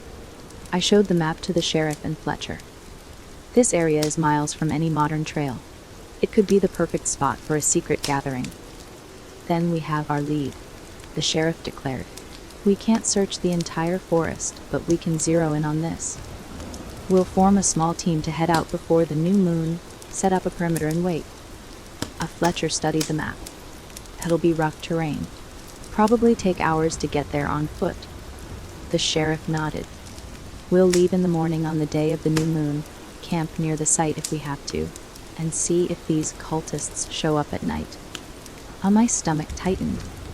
Camping in the heart of the haunted forest, waiting for a dark ritual to unfold. It was the stuff of nightmares, but it also felt like our best shot at preventing a catastrophe. Count me in, I said, trying to project confidence. The day before we set out, we stocked up on gear. Tents, flashlights, thermal blankets, plenty of water and food. Fletcher brought his herbal wards and protective symbols. The sheriff insisted on firearms, though we knew that if things turned supernatural, bullets would do little good. Still, if there were actual cultists, they might not be above violence. Toby insisted on joining, but the sheriff hesitated. Son, this is a serious operation. You're not a cop. I know, Toby said, standing tall. But I know the forest. I've been in it more times than I can count, and I feel like I need to be there. For Eric. The sheriff glanced at me. I offered a faint nod. Toby had earned his place in the stand. Fine. The sheriff relented. But you follow orders, understand? Toby nodded, relief flooding his face. We'd have a team of about 8 people: the sheriff, 2 deputies, Fletcher, myself, Toby, and 2 volunteer woodsmen from the area who knew the terrain. The plan was simple. Reach the heart. By late afternoon, set up a hidden campsite. Then watch for any sign of the cult at night. If we found them, we'd intervene and shut it down. As the day of the new moon dawned, a sense of dread pooled in my stomach. I packed my backpack meticulously. Warm clothes, flashlight, extra batteries, the protective talisman from Fletcher, and my father's locket. I also slipped my notepad and voice recorder inside. If we survived, I wanted a record of what happened. We met at dawn on the outskirts of Ashen Pines, near a dirt road that led to an old logging trail. The men said we could drive partway before the path became impassable. The sky was clear, the air crisp. Toby looked pale but determined, the sheriff and deputies stoic. Fletcher wore a heavy coat and carried a wooden walking staff. He gave me a reassuring nod as we set off. The drive took nearly an hour, bumping and jolting over broken terrain. Then we parked and began hiking. The forest was quiet, bathed in the cool glow of morning light filtering through the pines. Occasionally, a bird chirped or a squirrel darted by, but overall, the hush was eerie. We moved in a line, careful not to get separated, and kept conversation to a minimum. After several hours, we reached a point where the terrain dipped into a shallow valley. According to the old map, the Golden Heart, or Cor Arium, lay a bit further on. We paused to rest, drinking water, munching on energy bars. Toby shifted his pack, sweat beading on his forehead despite the chill. "Feels like we're going straight into the lion's den," he muttered. I couldn't argue. Every step deeper felt like descending into an ancient, sleeping beast. Yet, strangely, the forest didn't show overt signs of hostility like before. No whispered voices, no sudden gusts. It was as if it was waiting. By mid-afternoon, we arrived at a small clearing surrounded by towering pines whose bark had a lighter hue, ashen gray. The ground was carpeted with thick moss, and the air felt heavier, almost humid.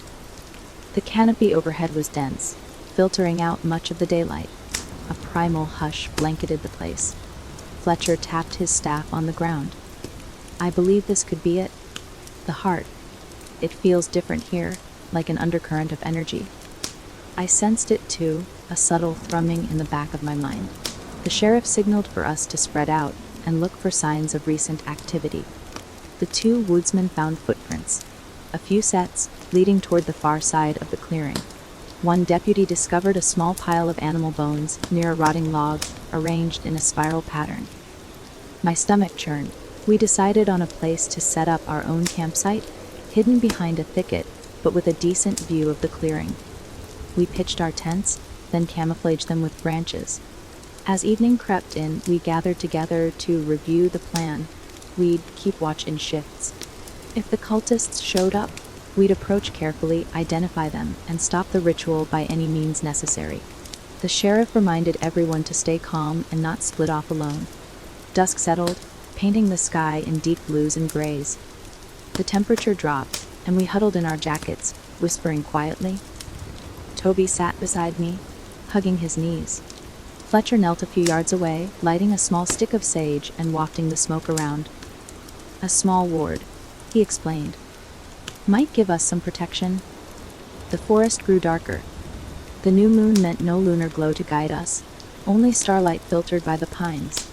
Our flashlights stayed off. We didn't want to announce our presence.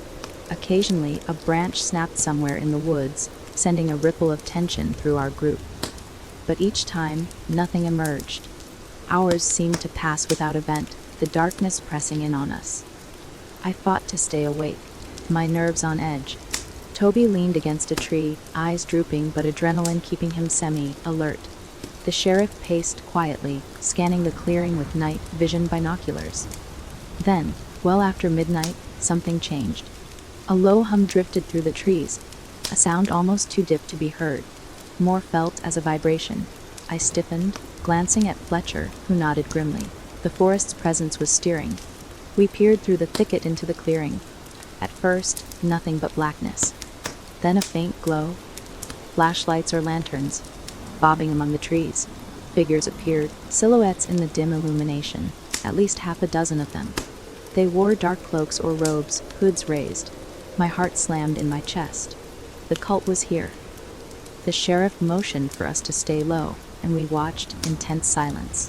The robed figures arranged themselves in a circle around the center of the clearing, one stepping forward as if leading the ceremony. A tall, broad-shouldered man, face obscured by a hood. He began to chant, the others echoing in a rhythmic murmur. Their flashlights set on the ground created an otherworldly glow, casting shadows that flickered eerily on the tree trunks. Even from our hidden vantage, I felt the energy shift, like the forest was waking, resonating with their chant. One of the cultists held something in their hands. An animal, perhaps a chicken or a small goat. I caught a glimpse of frantic movement, heard a muffled squeal. My stomach turned. Sacrifice. This was it. They were feeding the forest's malevolence. The sheriff nodded to the deputies, and we quietly readied ourselves to intervene. But we had to move carefully, or we'd be outnumbered and potentially harmed. The plan was to approach from multiple angles, weapons drawn, and order them to cease. If they resisted, we'd do whatever was necessary to stop them. Before we could act, the chant grew louder, a haunting melody that seemed to reverberate through the pines. I felt a surge of dread and despair, a wave that nearly brought tears to my eyes. Toby gripped my arm, breathing hard. The forest was magnifying their ritual. Then the lead cultist raised a long knife. The animal screamed in terror. My mind raced. If we didn't move now, they'd complete the sacrifice and potentially unleash something horrendous. The sheriff gave the signal. We burst from our hiding spots, flashlights cutting through the darkness, guns and voices raised. Freeze. Drop the knife. The cultists spun around, startled. Flashlights revealed hooded faces, eyes wild. Some of them shrieked, while the leader stood firm. In the confusion, the animal squirmed free, darting into the darkness. The leader hissed a furious command at his followers. "Hands up!" The sheriff barked, stepping forward. "Now." Most of the cultists complied, dropping to their knees or raising trembling hands. But the leader glared at us, chanting something under his breath. A wave of the same bone, deep sadness and fear rolled over me, almost knocking me to my knees. I fought against it, clinging to my father's locket. Toby cried out, grabbing his head. Fletcher stumbled, trying to recite a protection prayer. The deputies held their ground, though I saw their hands shaking. The sheriff, teeth clenched, advanced. "Cut it out! This ends now." With surprising agility, the leader spun, brandishing the knife. A shot rang out, one of the deputies firing a warning. The blade clattered to the ground, and the leader hissed in rage. 2 deputies seized him, forcing his arms behind his back. As soon as his chanting stopped, the oppressive wave of despair eased. I gasped, relief flooding me. The cultists on their knees began crying or begging for mercy, any aura of menace gone. I shone my flashlight on the leader's face. A middle-aged man with intense dark eyes. He spat at the ground. "You have no idea what you've done," he snarled. "The forest is hungry. It won't be denied." The sheriff read him his rights, voice shaking with adrenaline. Deputy Zip tied the others. One cultist, a young woman, sobbed. "He promised us power that we could talk to the ones we lost. I didn't want to hurt anyone." A Fletcher approached, eyes filled with a mix of pity and anger. "You're playing with forces you don't understand," he said quietly. The leader just glared, refusing to speak further. The sheriff ordered the group to be marched out of the forest under guard. We'd call for backup once we had a signal. I stayed behind with Toby and Fletcher, scanning the clearing to ensure no stragglers remained. Toby looked rattled but unhurt. "We actually stopped them," he whispered. Fletcher nodded, though his expression was grave. "Yes, but the forest felt that. They stirred its power. We need to reinforce our wards here, make sure no residue of their ritual lingers." We spent the next hour meticulously scattering Fletcher's protective herbs, reciting banishing words, and erasing the cultists' chalk and carved marks. The oppressive energy in the clearing felt diminished once again, but I knew from experience how quickly it could rebound. By the time we emerged from the forest, dawn was breaking, painting the sky in pale oranges and grays. The sheriff's radio crackled. Units were on their way to process the cultists. We gathered in the parking area, exhausted and shaken, but relieved. Toby flopped onto the ground, catching his breath. "We did it," he murmured, voice thick with fatigue and wonder. The sheriff nodded at me, lines of exhaustion etched on his face. "Good job, Miss Harper. Couldn't have done this without your research." Fletcher joined us, staff in hand. "One threat is gone, but let's hope no others try to harness the forest again." He turned to me, a tired smile on his lips. "For now, it seems we've bought Ashen Pines some peace." As the morning light grew stronger, I felt the forest behind us recede into stillness.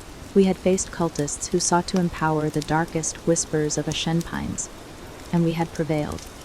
Yet the memory of that chanting, and the wave of despair, lingered in my mind. We had won a battle, but the forest's wariness remained. I sensed it as I climbed into my car, Toby beside me. Though the entity was silent for now, it lived on in those ancient pines. We could only hope we'd driven it back enough that it wouldn't claim another life, or spark another misguided soul to worship it. For the moment, though, the new day promised respite. We drove back to town, stepping into the brightening world, leaving behind a place where darkness still lurked but no longer reigned unchecked. The aftermath of the cult's arrest rippled through Ashen Pines like a shockwave. News spread quickly that a group of robed individuals had been caught performing illegal rituals in the forest. Most townspeople were horrified, though some were grimly unsurprised. Whispers of, "I knew something was off around here," circulated in the diner and grocery store aisles. The sheriff and deputies questioned the cult members extensively. The leader, who gave his name as Robert Finch, refused to cooperate. He claimed he was innocent, that the ritual was a peaceful gathering, though the evidence, bones, carved symbols, attempted animal sacrifice, spoke otherwise. The other members were a mix of local and out-of-town recruits, all seemingly desperate or disillusioned souls he'd seduced with promises of power and communion with lost loved ones. A few broke down in tears, insisting they never meant to harm anyone. For my part, I tried to keep a low profile, although I was dying to interview them for a deeper understanding of what they'd been promised. The sheriff warned me that speaking to them directly could compromise the investigation. Official charges ranged from animal cruelty to trespassing on protected land, and possibly conspiracy to commit worse acts. If we found evidence they'd targeted actual humans, the charges would escalate. I spent a day or two sorting through the emotional fallout with Toby and Fletcher. Toby was shaken but also relieved. "I feel like maybe we can breathe again," he said when we met for coffee at the diner. That group was fueling the worst part of the forest, right? "Seems like it," I agreed, stirring sugar into my mug. "But let's stay vigilant. You never know if someone else will try the same thing." He nodded. "I get it." Still, a flicker of hope lit his eyes. The tension in town had eased considerably. Professor Fletcher stopped by our booth, dropping off a thick envelope. "Here," he said, his tired smile betraying his relief. "Printouts of the research I compiled. Symbols, ritual references, everything I've gathered about the forest entity. I thought you should have a copy, Emily." I accepted the envelope with gratitude. "You think I'll need it?" He shrugged. "I hope not, but knowledge is power." That night, I finally typed up the second part of my story for the Hartford Daily Tribune. This time, the piece read less like a horror tale and more like a criminal investigation. Cult arrested in connection with forest rituals. Authorities suspect linked to recent unrest. Yet I wove in the psychological side, pointing out how people's grief and desperation could be manipulated by those promising easy answers. My editor was thrilled, albeit skeptical about some of the more supernatural nuances. Soon, I faced a choice. Should I remain in Ashen Pines indefinitely, or had I done my duty? The suicides had ceased, the forest seemed quieter, and the cult had been stopped. Part of me yearned to move on, return to normalcy. But another part felt deeply tied to the town, to Tobletcher, Rebecca, and the others who had fought so hard. In a moment of reflection, I realized this wasn't just about a story anymore. I had become part of Ashen Pines' ongoing battle. The forest hadn't left me untouched. I still heard faint echoes of its whispers in my dreams. Leaving too soon felt like abandoning people who'd become dear to me. So I lingered a while longer, renting a small cottage at the edge of town, near a lake. It was more peaceful than the motel, and I could write in relative solitude. Most nights, I sat on the porch, laptop balanced on my knees, weaving together an account of everything, not just the suicides and cult, but the intangible sense of an ancient presence that lingered in those pines. I didn't know if I'd ever show that part to the outside world, but it felt cathartic to put it into words. One chilly evening, as I was packing up for the night, I felt a prickling sensation on my skin. An inexplicable urge pulled me to walk down the path leading from the cottage toward the forest's edge. The sun had just dipped below the horizon, painting the sky in purples and blues. A hush blanketed the lake. My heart pounded at the idea of entering the forest at dusk, yet I couldn't ignore the pull. Stepping carefully, I approached the first row of pine trees. The air smelled of damp earth and fallen needles. A breeze made the branches sway. I stood there, looking into the dim interior. No voices, no swirling shadows. Just the quiet rustle of the evening wind. I closed my eyes, letting out a slow breath. "We've fought you," I whispered softly. "We've won, for now. Don't hurt anyone else." I stood in silence for another moment. Then, turning on my heel, I walked back to the cottage. To my surprise, I felt lighter, as though acknowledging the forest's presence on my own terms was enough to lessen its hold on my fear. The next day, Toby popped by, bounding up the cottage's short driveway. "Hey, how's the new place?" he asked, his breath visible in the crisp morning air. "Cozy," I replied, holding the door open for him. "I'm actually enjoying some semblance of calm." He laughed. "You deserve it. After everything, a little peace is nice." We chatted over hot cocoa, then Toby mentioned he'd gone back to the old high school routine, classes and sports. "It's weird, but everyone seems more cheerful," he said. "Even the teachers," like a fog lifted. "That's great," I told him. "And how's Morgan?" "She's good. We actually talked about everything that happened, and it helped. She's seeing a therapist too." I smiled, touched by how Toby had grown more compassionate and open in the wake of tragedy. Before he left, Toby fidgeted a bit. You're not leaving soon, right?" he asked. I shook my head, warmed by the concern in his eyes. "Not immediately. I'll be around a bit longer." He grinned. "Cool. Let me know if you need anything." After he left, I settled onto the porch with my laptop, intending to hammer out a personal essay about confronting fear. But a notification popped up, an email from an address I didn't recognize. Curiosity got the best of me, so I opened it. The message was short, typed in a bold font, subject, THACT not, OVR. "The forest's hunger runs deeper than you know. You've only delayed the inevitable. Some of us remain faithful. Our time will come." A shiver coursed through me.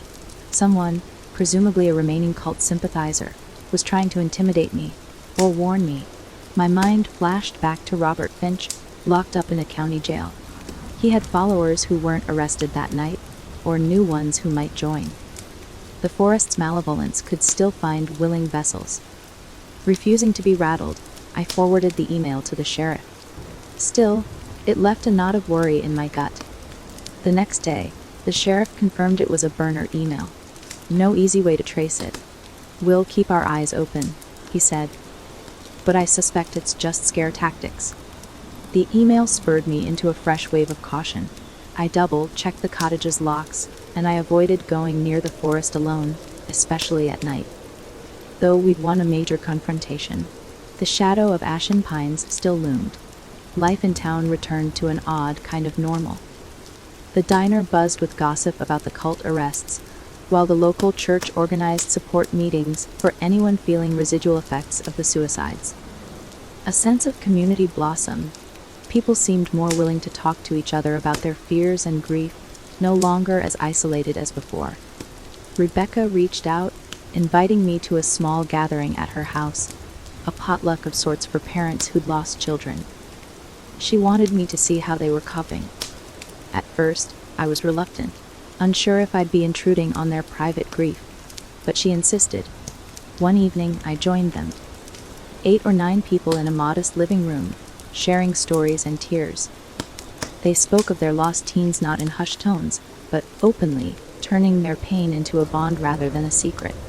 I was humbled by their resilience and honored to witness it. Rebecca caught me alone afterward, offering me a soft smile. "Thank you for coming. And for everything." "I didn't do it alone," I reminded her, blinking away tears. She reached for my hand. "We still feel their absence every day. But something has changed. People aren't as afraid to talk, to ask for help. And that's partly because you were here, shining a light on the darkness." I hugged her, words failing.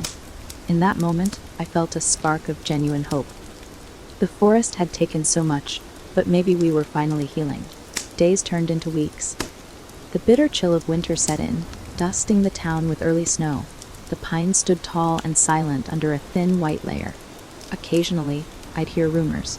Someone spotted a robed figure at dusk, or found a spiral carved into a fence. Likely pranks or lingering cult elements, but nothing major surfaced. Toby settled back into normal teen life. He still texted me updates, random jokes, or asked for help on an English paper.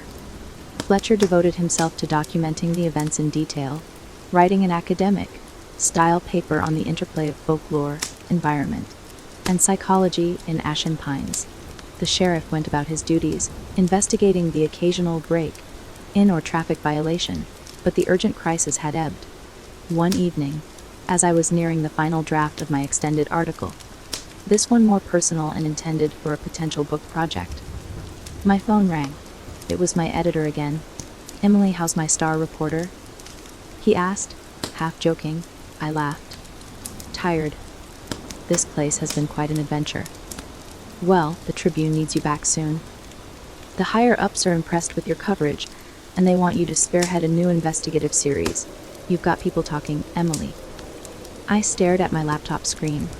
My editor's offer was a golden opportunity, yet part of me hesitated. Ashen Pines had become more than just a story.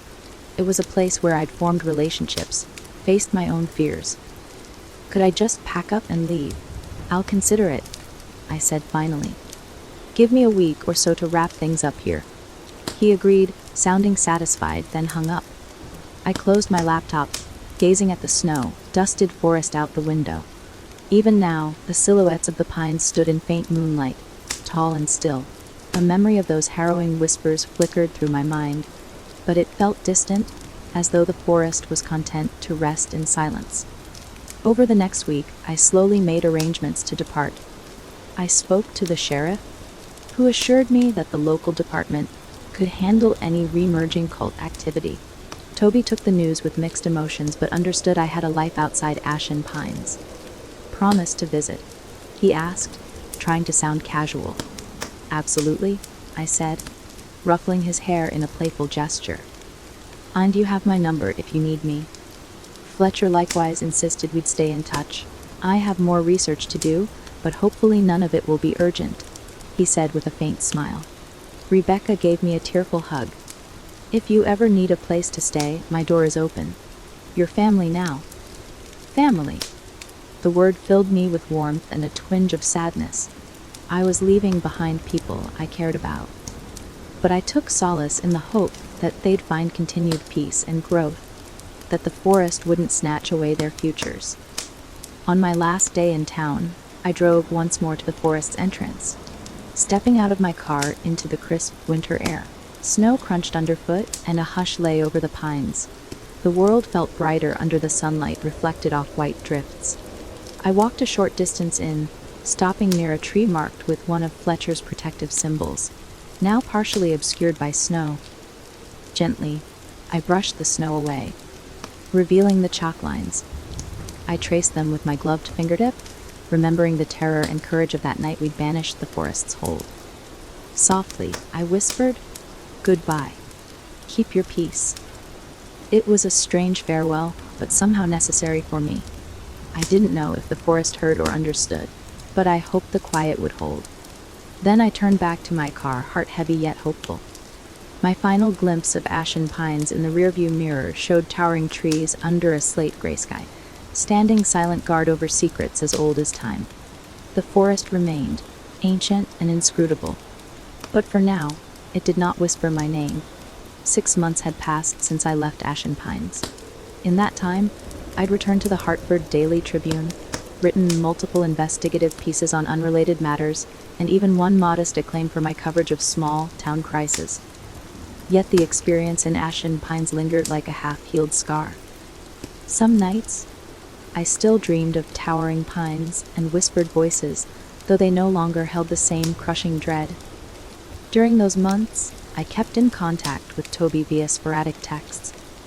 He seemed to be doing well, finishing the school year strong, and looking ahead to college applications. Professor Fletcher emailed me once in a while with updates on his ongoing research into the forest's folklore. And the sheriff sent me a brief message that most of the cult members had taken plea deals.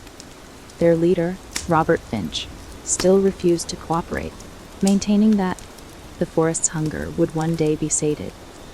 Then, one early morning, I checked my email to find an urgent message from Rebecca Marsh. The subject line read, "Please come back."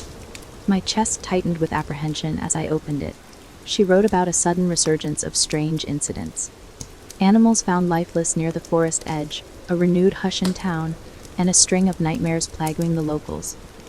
"It feels like the forest is stirring again," she wrote. "We're all on edge. Toby says he hears it sometimes at night. Please, Emily, if you can come." I stared at the screen, heart thumping. A swirl of emotions tumbled through me. Fear, obligation, guilt at having left them behind. I read the email twice more, then closed my laptop and pressed my fingertips against my temples. I'd hoped our confrontation with the cult would buy Ashen Pines lasting peace. Evidently, it hadn't. That evening, I called my editor. "I need to take some personal time," I said, my voice wavering. He was silent for a moment, then sighed. "Let me guess. Ashen Pines. I didn't bother to hide it. Wes. They need help and I owe it to them. I won't be gone too long." He grumbled about deadlines but ultimately agreed. I packed a few essentials and loaded my car. This time, as I drove the winding roads toward that familiar sign. "Welcome to Ashen Pines."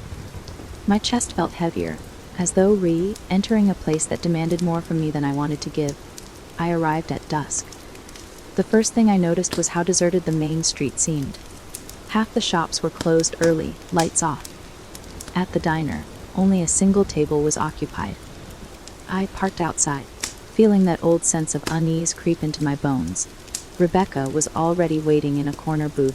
She rose to hug me, relief palpable. "Thank you for coming," she whispered. I sat down, scanning her face.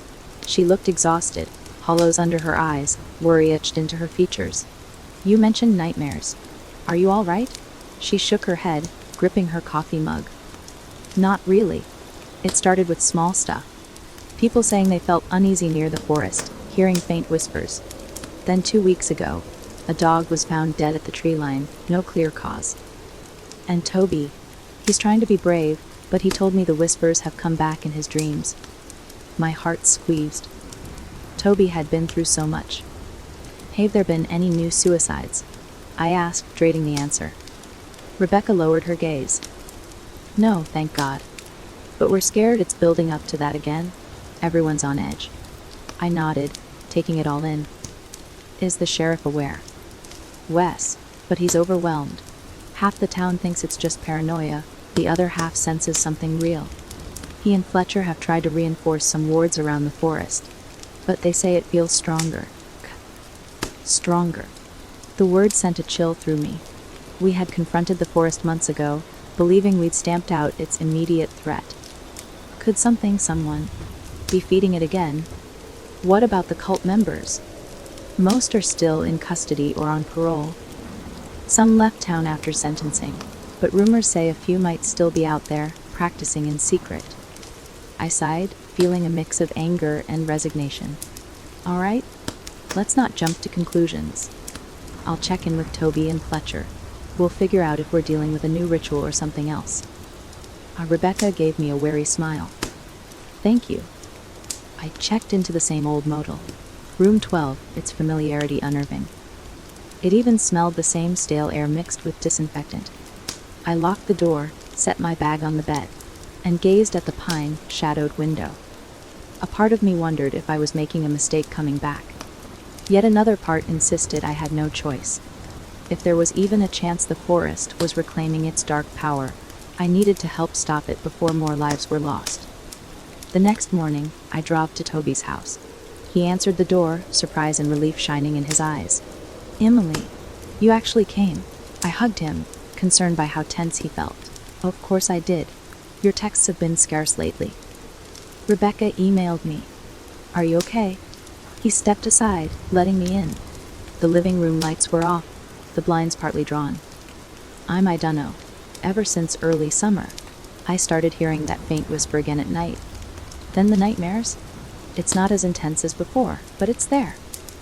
My gaze flicked to a half-packed duffel on the couch. Going somewhere. He shrugged. I considered leaving, just for a while. Visiting relatives out of state until this blows over. But I feel guilty bailing on everyone. Toby, your well-being matters. If you need to leave for your own mental health, no one will blame you. He swallowed hard. You faced it last time. I want to do the same. Besides, I'm not sure running will help. The whispers might follow me. A heavy silence fell.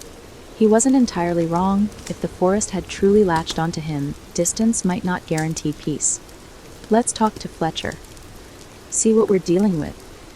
We headed out. Toby riding with me in my car. The drive to Fletcher's cabin felt like Daejiga, but the same winding roads, the same canopy of pines overhead. I realized with a jolt of unease that the forest looked denser, the branches darker, though it might have been my own anxiety coloring my perception.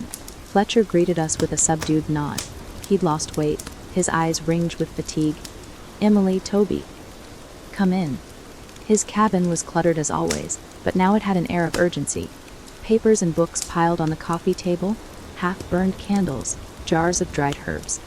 I've been trying to bolster the wards, he said, sitting heavily in an armchair. But something changed a few weeks ago. It's like the forest is reawakening, or maybe evolving. Toby shivered. Do you think the cult is back? Fletcher pursed his lips. I've seen no direct evidence of new rituals. My guess is that the forest doesn't require an external group anymore. It tasted enough energy from the suicides and the cult's work. Now it might be generating its own momentum, feeding off any stray grief or fear in the community. So it's become self-sustaining, I said, dread sliding down my spine. What can we do? Fletcher sighed.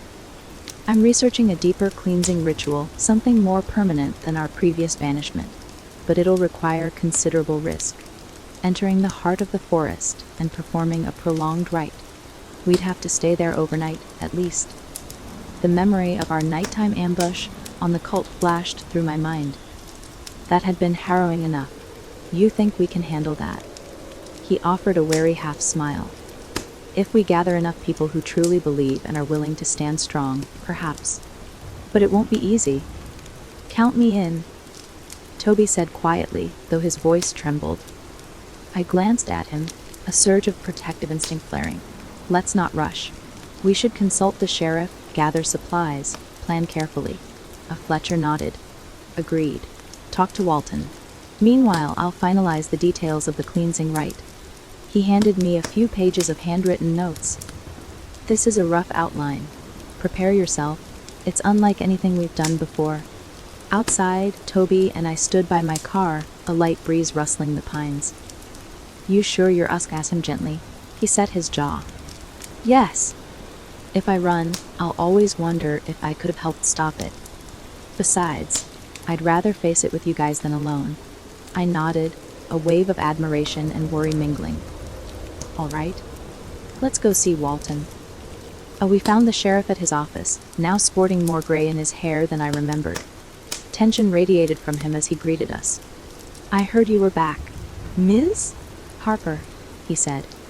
Wish it was under better circumstances. M2, I replied. Fletcher thinks we need a stronger cleansing ritual in the forest. One that might snuff out whatever is building. Walton sighed heavily. He's mentioned it to me as well, but the logistics are daunting. We're talking about an overnight stay in the deepest part of those woods. And if we fail, we might end up riling it up further. I couldn't deny the risk. Do you have a better option? He stared at the wall, jaw tight. No. Calls about weird sightings near the tree line are increasing. Lights at night, shapes moving between pines. People are panicking. I'm about ready to ask the state police to barricade the forest altogether. But that won't solve the root problem if this is something intangible. Toby spoke up, surprising both of us. I'm going sheriff. I want to help. Walton studied him for a long moment. I'm not thrilled about putting a kid in harm's way, but I know you won't stay behind." He looked at me. "You sure about this? You came back voluntarily, but I don't want you in danger." I folded my arms. I signed up for this the moment I stepped foot in Ashen Pines months ago. "I'm sure." The sheriff rubbed his temples, clearly stressed. "Let me gather a few deputies who might be open-minded enough to help, plus any volunteers. But we need to keep this quiet. The more people know, the higher the chance of panic." "Agreed," I said. Over the next couple of days, a plan took shape. Fletcher outlined a complex ritual that involved setting up protective wards around a central circle in the forest's heart, burning specific herbs and incense, reciting passages from his compiled texts. We'd need to remain there from sundown to sunrise, preventing any break in the circle or breach by malevolent forces. If we succeeded, Fletcher believed it would sever the forest's link to the living, or at least drastically weaken it. We recruited a small group: the sheriff, 2 of his most trusted deputies, Toby, Rebecca, who insisted on being part of it for Bethany's memory, Fletcher, and me. A total of 7. A few others offered moral support, but we didn't want too big a group. Any fear or doubt could weaken the right. We spent a day gathering supplies: tents, sleeping bags, flashlights, food, water, as well as Fletcher's boxes of herbs, candles, chalk, and carved stones. The plan was to hike in before sunset, set up a perimeter, and begin the ritual at dusk. We'd maintain chanting or vigil throughout the night, rotating so no one person collapsed from exhaustion. The day before we went, I visited Toby again. He was in his room, flipping through an old photo album of Eric, the friend he'd lost, plus some Polaroids of them goofing off in the forest before everything went wrong. I sat beside him, feeling his grief like a physical presence. "He deserved better?" Toby whispered, closing the album. "I want to make sure no one else dies like that." I touched his shoulder gently. "And that's exactly why we're doing this." He nodded, eyes moist. "Thank you for not giving up on us." My throat tightened. "You guys are family to me now." The next afternoon found us at the forest entrance, each member of our small group loaded with gear. The pines loomed overhead, their stillness unsettling. The sheriff did a head count, gave a short speech about caution and unity, and we set off. Nobody spoke much on the hike. Perhaps we feared our voices would awaken the forest prematurely. After about 2 hours, we reached a deeper area that Fletcher confirmed was near the heart, the same place we'd been months ago.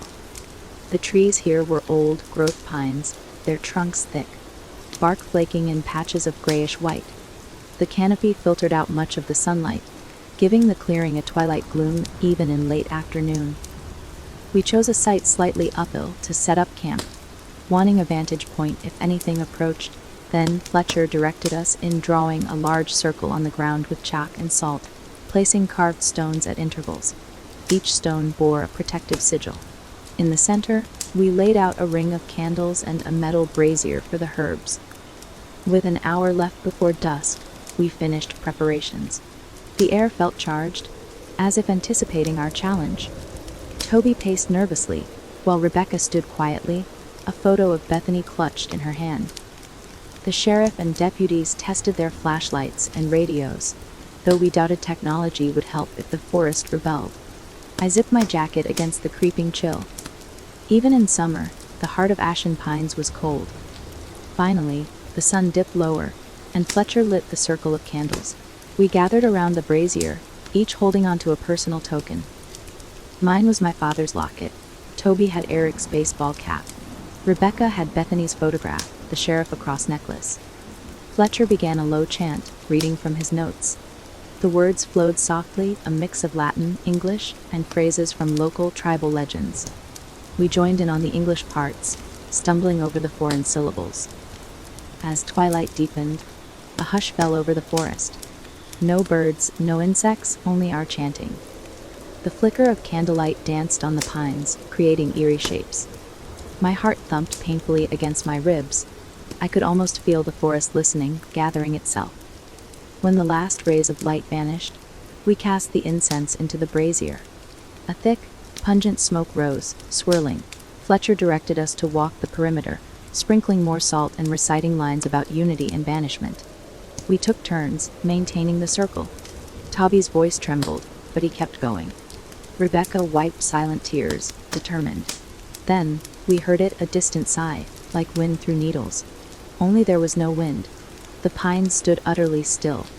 The sigh grew into a faint whisper, enveloping the clearing in an almost musical hush. The deputies exchanged tense looks, gripping their flashlights and sidearms.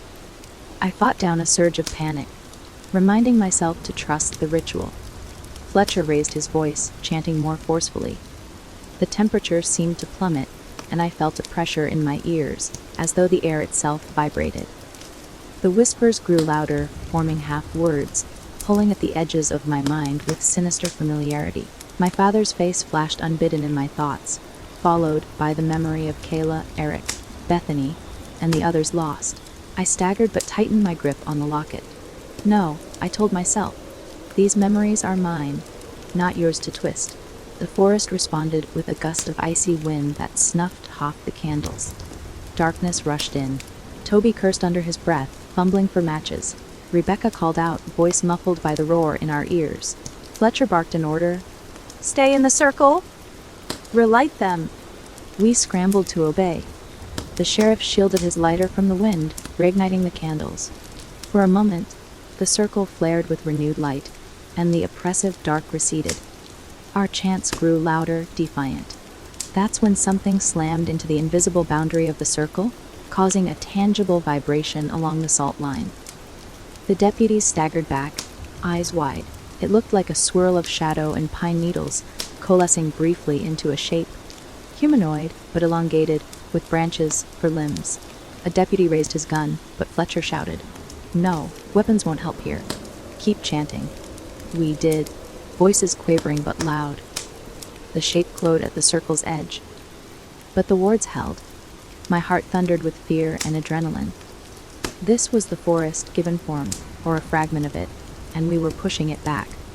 With every word of the ritual, the circle glowed faintly, as if our collective belief fueled a barrier. The swirling shadow, figure screeched in a voice that sounded like pine branches scraping glass, then broke apart into scattered needles. The wind howled, swirling them overhead, but they couldn't breach the circle. The chanting continued, minute after minute, hour after hour. Occasionally, the wind calmed, and silence reigned. Then it would flare again with renewed fury, testing our defenses.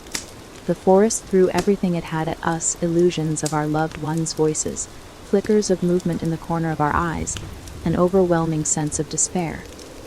Yet we clung to each other, reciting the lines, refusing to yield. By midnight, we were all trembling, exhausted, but determined. Fletcher directed us to place new incense in the brazier, intensifying the pungent smoke. The circle of candles flickered in unison, and the hush that followed felt different, like a final test or a pause in the storm. Then, an agonized wail ripped through the clearing, not from any one direction but from every trunk, every branch. It reverberated in my chest, nearly driving me to my knees. Toby cried out, Rebecca clutched her ears, the deputies cursed, and even the sheriff stumbled. But Fletcher shouted, "Stay strong. This is it. Don't break now." We held on, chanting the final lines with all the breath we had left. Our unity felt tangible. The wail crescendoed, then cut off, leaving a deafening silence. The wind died, the swirling needles dropped to the ground. The forest seemed to shudder, then exhale in a strange, hollow way. We stood there, hearts pounding, sweat mingling with the chill. Slowly, we relit any extinguished candles and stared out into the pines. The presence that had threatened to devour us felt absent, or at least diminished, drained of its malevolence. Fletcher sank to his knees, tears in his eyes. I think it's done." Toby collapsed onto a log, burying his face in his hands. The sheriff and deputies looked around, wary, but no new assault came. A wave of relief washed over me so profound that I almost cried. We'd confronted the forest's darkest manifestation, and it had finally withdrawn. For the rest of the night, we maintained watch, though no further disturbance occurred. Dawn broke slowly, golden light creeping between the trees. Instead of an ominous hush, I felt a gentle stillness. The sense of release. The circle, now smudged and trampled, still retained enough of our wards to keep us safe until morning. Rebecca approached me, hugging me tightly. Bethany would be proud, she whispered, voice cracking with emotion. Toby gave me a shaky grin, eyes red but triumphant. The sheriff nodded, too tired for words, but gratitude shone in his gaze. We had stood our ground through the forest's fury, and in that final, terrible moment, it had relented. Whether we had banished it permanently or simply driven it into a deep slumber, none of us could say for sure. But one thing was certain. Ashen Pines could finally breathe without the weight of those whispered voices, at least for a long while. We stayed in the forest clearing for a few hours after dawn, gathering our scattered gear and ensuring the protective circle's remains were thoroughly sealed with extra salt and herbs.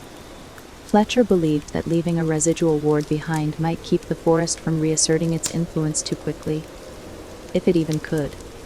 Though we were exhausted from the all-night vigil, our spirits were unexpectedly high. It felt like we had broken a curse. Toby was the first to exhale a shaky laugh. "We did it," he kept saying, as if needing to reassure himself. Around 8 in the morning, we began the hike back. Without the nighttime fear, the woods looked almost ordinary. Birds chirped in the branches, sunlight dappled the ground. The tension wasn't gone entirely, but it was drastically reduced. We paused occasionally to rest, sipping water and chatting in hushed relief. At one stop, Rebecca confided in me. "I feel like Bethany's finally at peace now. It's hard to explain, but something in my chest feels lighter." I squeezed her hand. "I understand. I think a lot of us will find peace after this." The sheriff, overhearing, nodded. "Let's just hope the townsfolk feel it too. No more shadows at the edge of their vision, no more nightmares." By the time we emerged from the forest, the sun was high and bright, bathing Ashen Pines in a warmth that felt almost celebratory. Our group parted ways with murmured thanks and tired smiles, each heading home to rest. Toby left with the sheriff, who promised to drop him off. Rebecca gave me another fierce hug before driving away.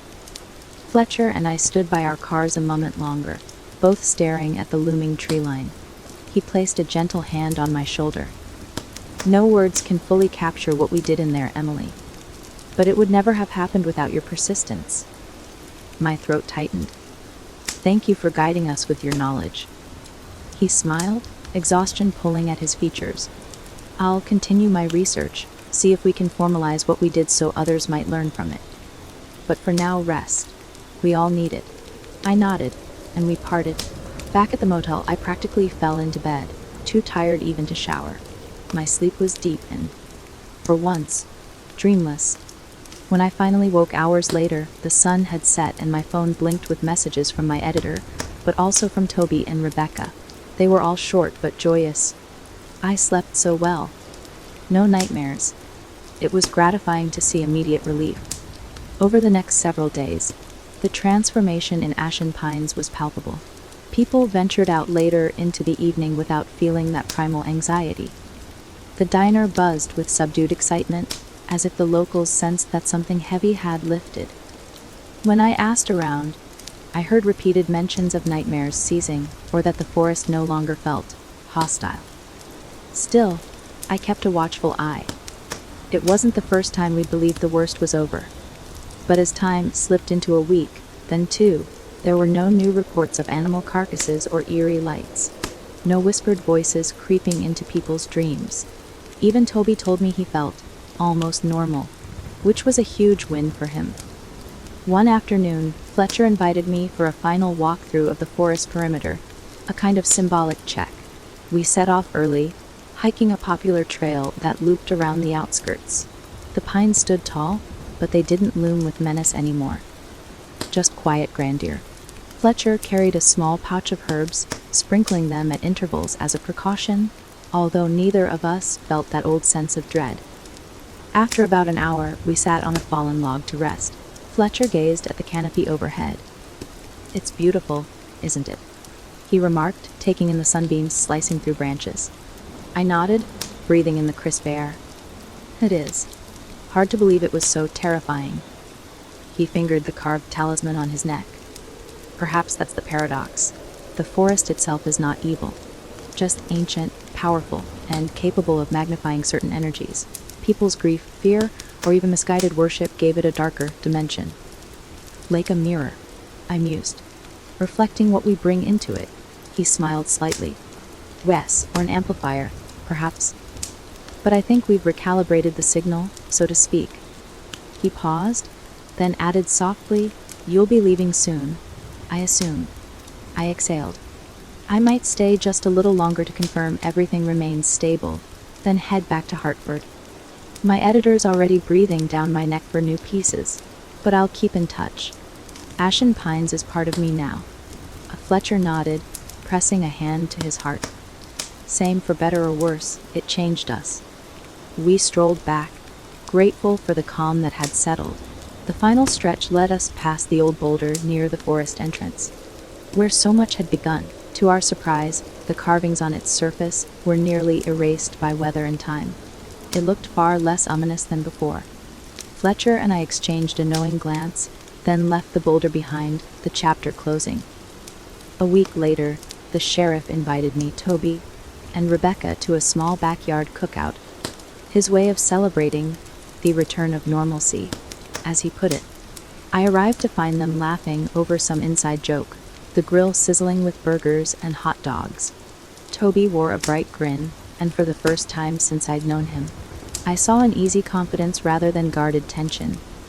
"Good to see you," Walton said, shaking my hand.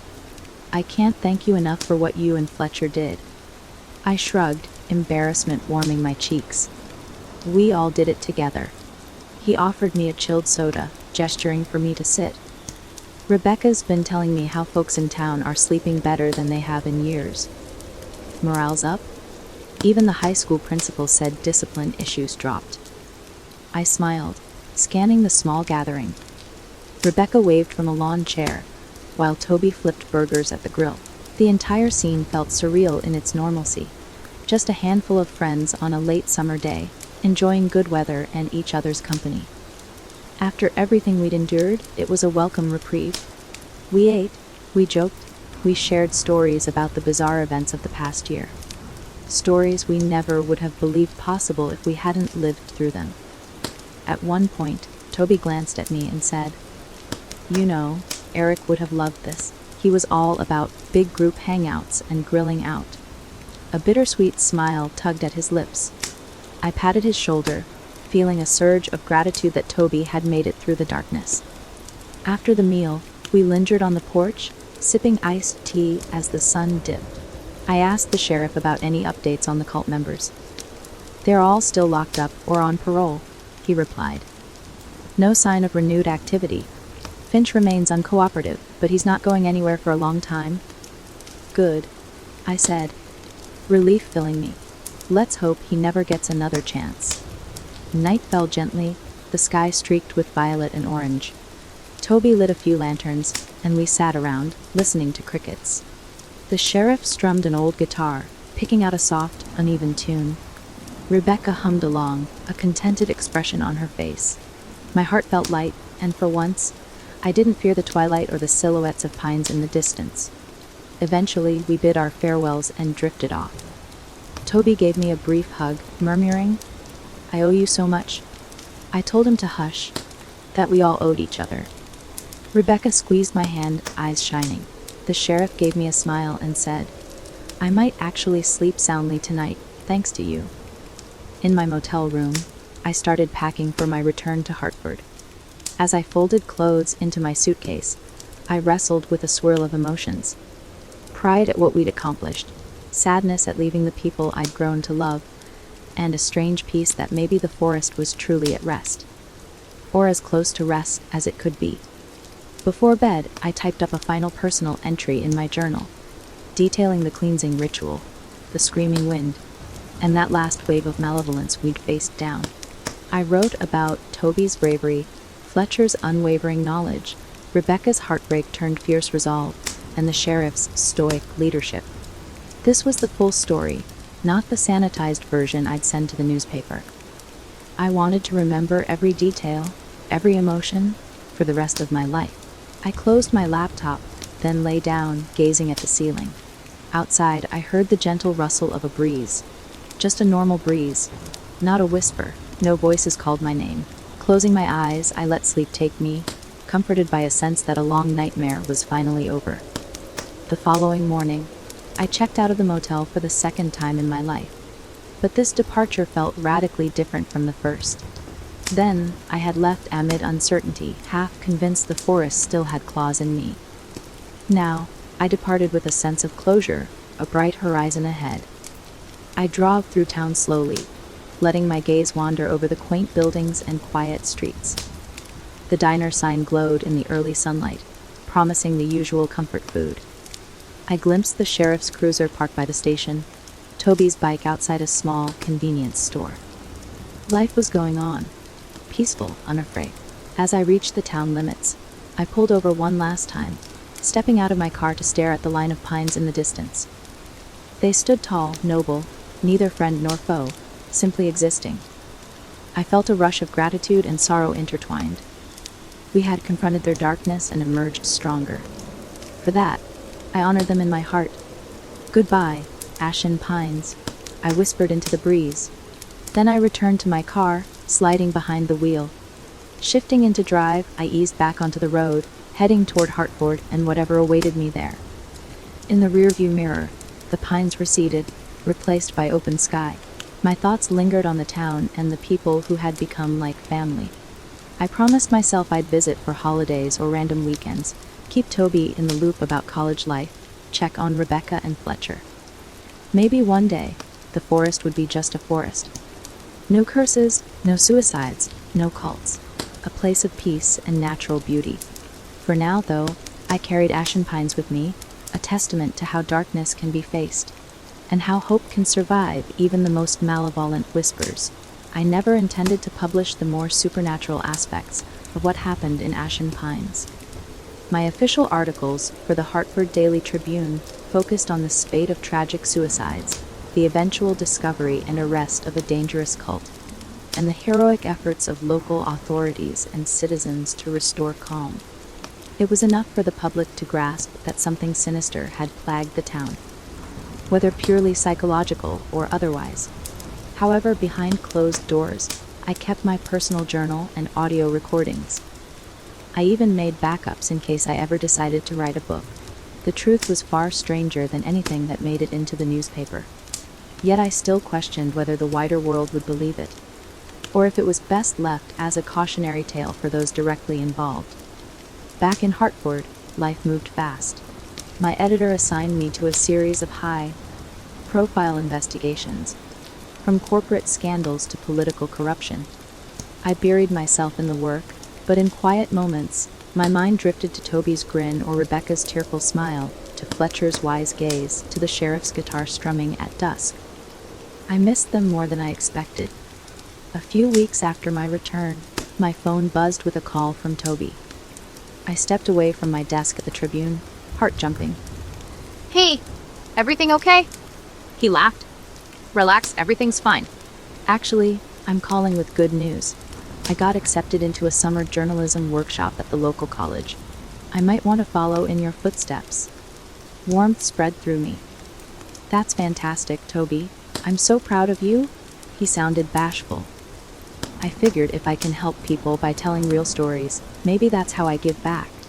You know, like you did for us.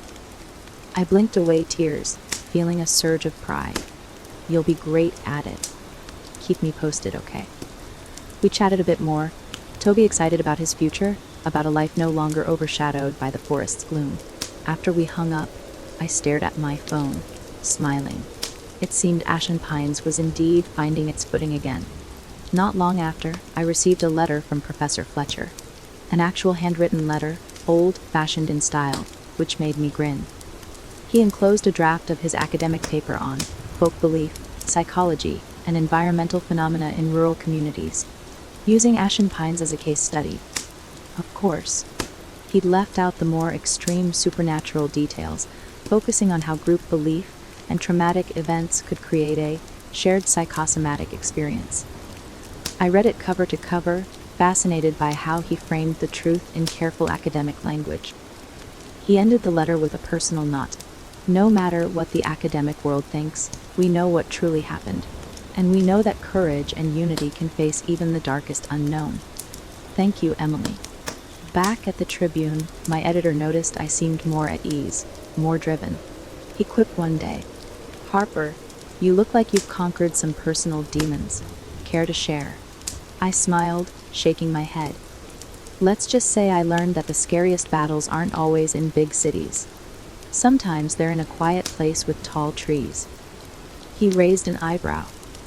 Well, whatever it is, keep that fire. It's doing wonders for your writing. I threw myself into articles, fueled by a new perspective on empathy and resilience. Whether I was exposing a corrupt politician or highlighting underprivileged communities, I tried to approach every story with the same heart I'd developed in Ashen Pines. The essence of that small town, with all its suffering and eventual triumph, remained my silent guide. Months passed in a flurry. On rare weekends, I'd drive out to visit Toby, Fletcher, or Rebecca, soaking up their warmth and the calmer aura of the forest. Each time, the pines seemed more ordinary, more tranquil, as though the land itself was healing from centuries of accumulated darkness. I once took a leisurely hike with Toby, and we laughed at how boring it felt compared to the terror we'd faced. Boring was good. Then, one crisp autumn day, something unexpected arrived at the Tribune's mailroom, a thick envelope addressed to me, no return address. Inside were documents, old pictures, and letters detailing the history of Ashen Pines dating back centuries. Some pages were in archaic handwriting, referencing the pines that speak and a hunger that lies dormant. There were also more modern photos, grainy shots of robed figures among the trees from decades past. One letter stood out. "We are the hidden watchers. We tried to warn those who came before you. We leave this in your hands now." A chill ran through me.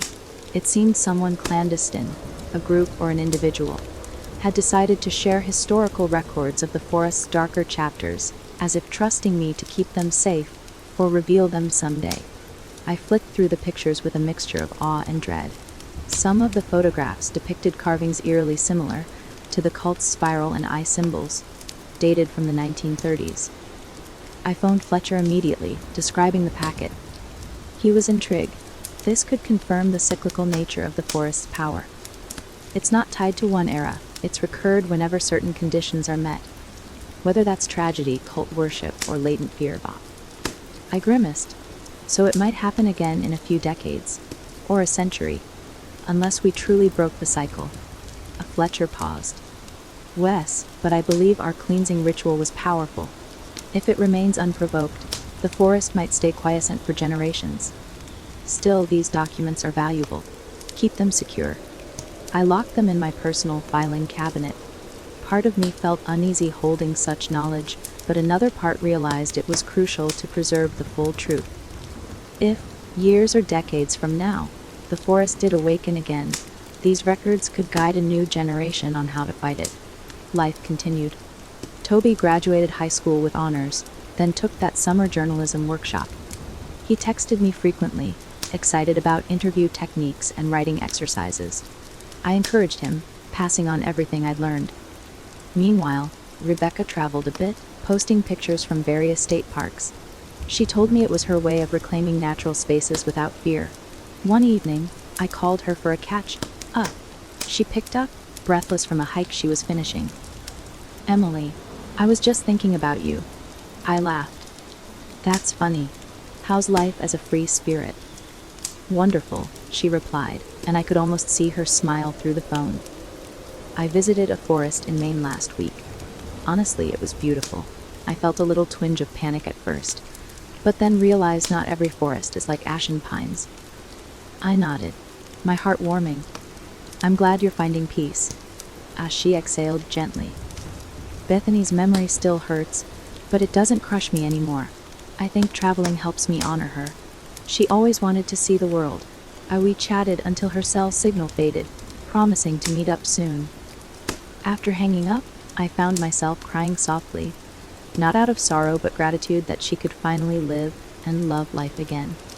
The years rolled on. My career flourished, culminating in a position as an editorial writer at the Tribune. But I always carried a piece of Ashen Pines with me, a constant reminder of what it meant to stand against the darkest corners of human fear and grief. I penned a few subtle opinion pieces on the importance of community support, mental health, and vigilance against cult-like manipulations. They were well received, though few readers knew the deep personal experiences behind them. Toby, now in college, visited Hartford occasionally. We'd grab coffee, and he'd show me his latest articles in the student paper. Stories about campus life, mental health resources, and local history digs. He was especially fascinated by how local legends could shape a region's culture, a direct outgrowth of what he lived through. One winter, he wrote a piece titled, "Hearing the Whispers, Overcoming Rural Superstition," a gently veiled reference to Ashen Pines. It recounted, in fictionalized form, how a community overcame a dark influence by uniting. Reading it, I teared up, proud of the writer he'd become, weaving truth and empathy together. Occasionally, I reread my private journal from that harrowing year in Ashen Pines. The intensity of those memories still startled, met the fear, the desperation, the whispered calls in the night, the triumphant final stand. Yet it also reaffirmed the bonds I'd forged, the unwavering determination we'd mustered. I never heard another peep from the cult members who'd been arrested. Finch served a lengthy sentence, then was reportedly transferred to a psychiatric facility. I sometimes wondered if he still clung to the idea of awakening the forest, or if he'd abandoned it after our victory. Either way, he remained far from Ashen Pines. And the forest itself, by all accounts, it remained quiet. The townspeople lived their lives, opened new businesses, even launched a small tourist campaign highlighting the scenic beauty of our historic pines. A far cry from the gloom that once smothered the town.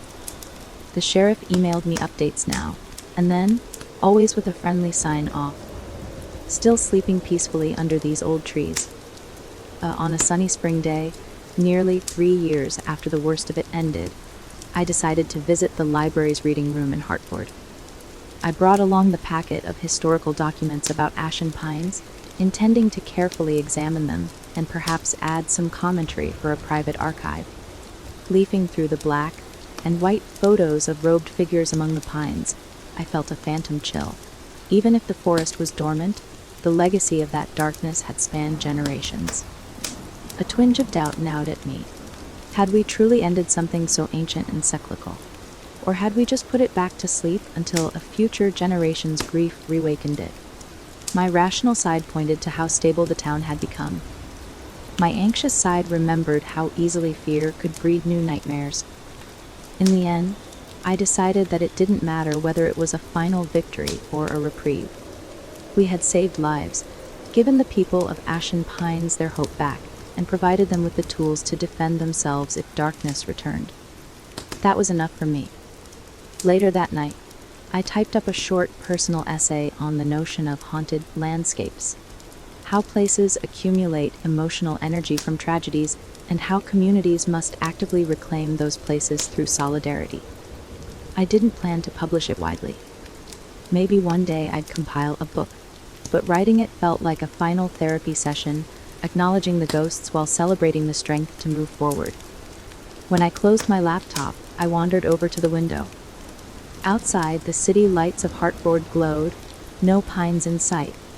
Yet in my mind's eye, I could imagine them standing tall, illuminated by moonlight, silently watching but no longer whispering. A part of me loved them, in a strange way. Those trees that had once threatened so much harm, yet now symbolized the resilience we found within ourselves. I rested my forehead against the cool glass, letting out a soft sigh. "Sleep well, Ashen Pines," I murmured. If it heard me, it gave no reply. And that, I decided, was perfectly fine. A full decade later, I found myself in a very different life stage. No longer the junior reporter, I had become a well-known journalist and occasional television correspondent, with a handful of awards for investigative pieces. My hair had a few more strands of gray than I cared to admit, But my passion for uncovering truths remained undimmed. Ashen Pines was never far from my heart. I visited at least once a year, sometimes more. Toby had graduated college and become a reporter at a regional paper. We joked that he'd soon overshadow me in renown. Fletcher had retired from active research, though he still published articles online about folklore and community healing. Rebecca found happiness in a new marriage and traveled often, but always returned to Ashen Pines, which she now described as the quiet place that restored me. The forest. By all accounts, it stayed docile. If people heard whispers, they brushed them off as the wind. No new suicides had been attributed to any eerie influence.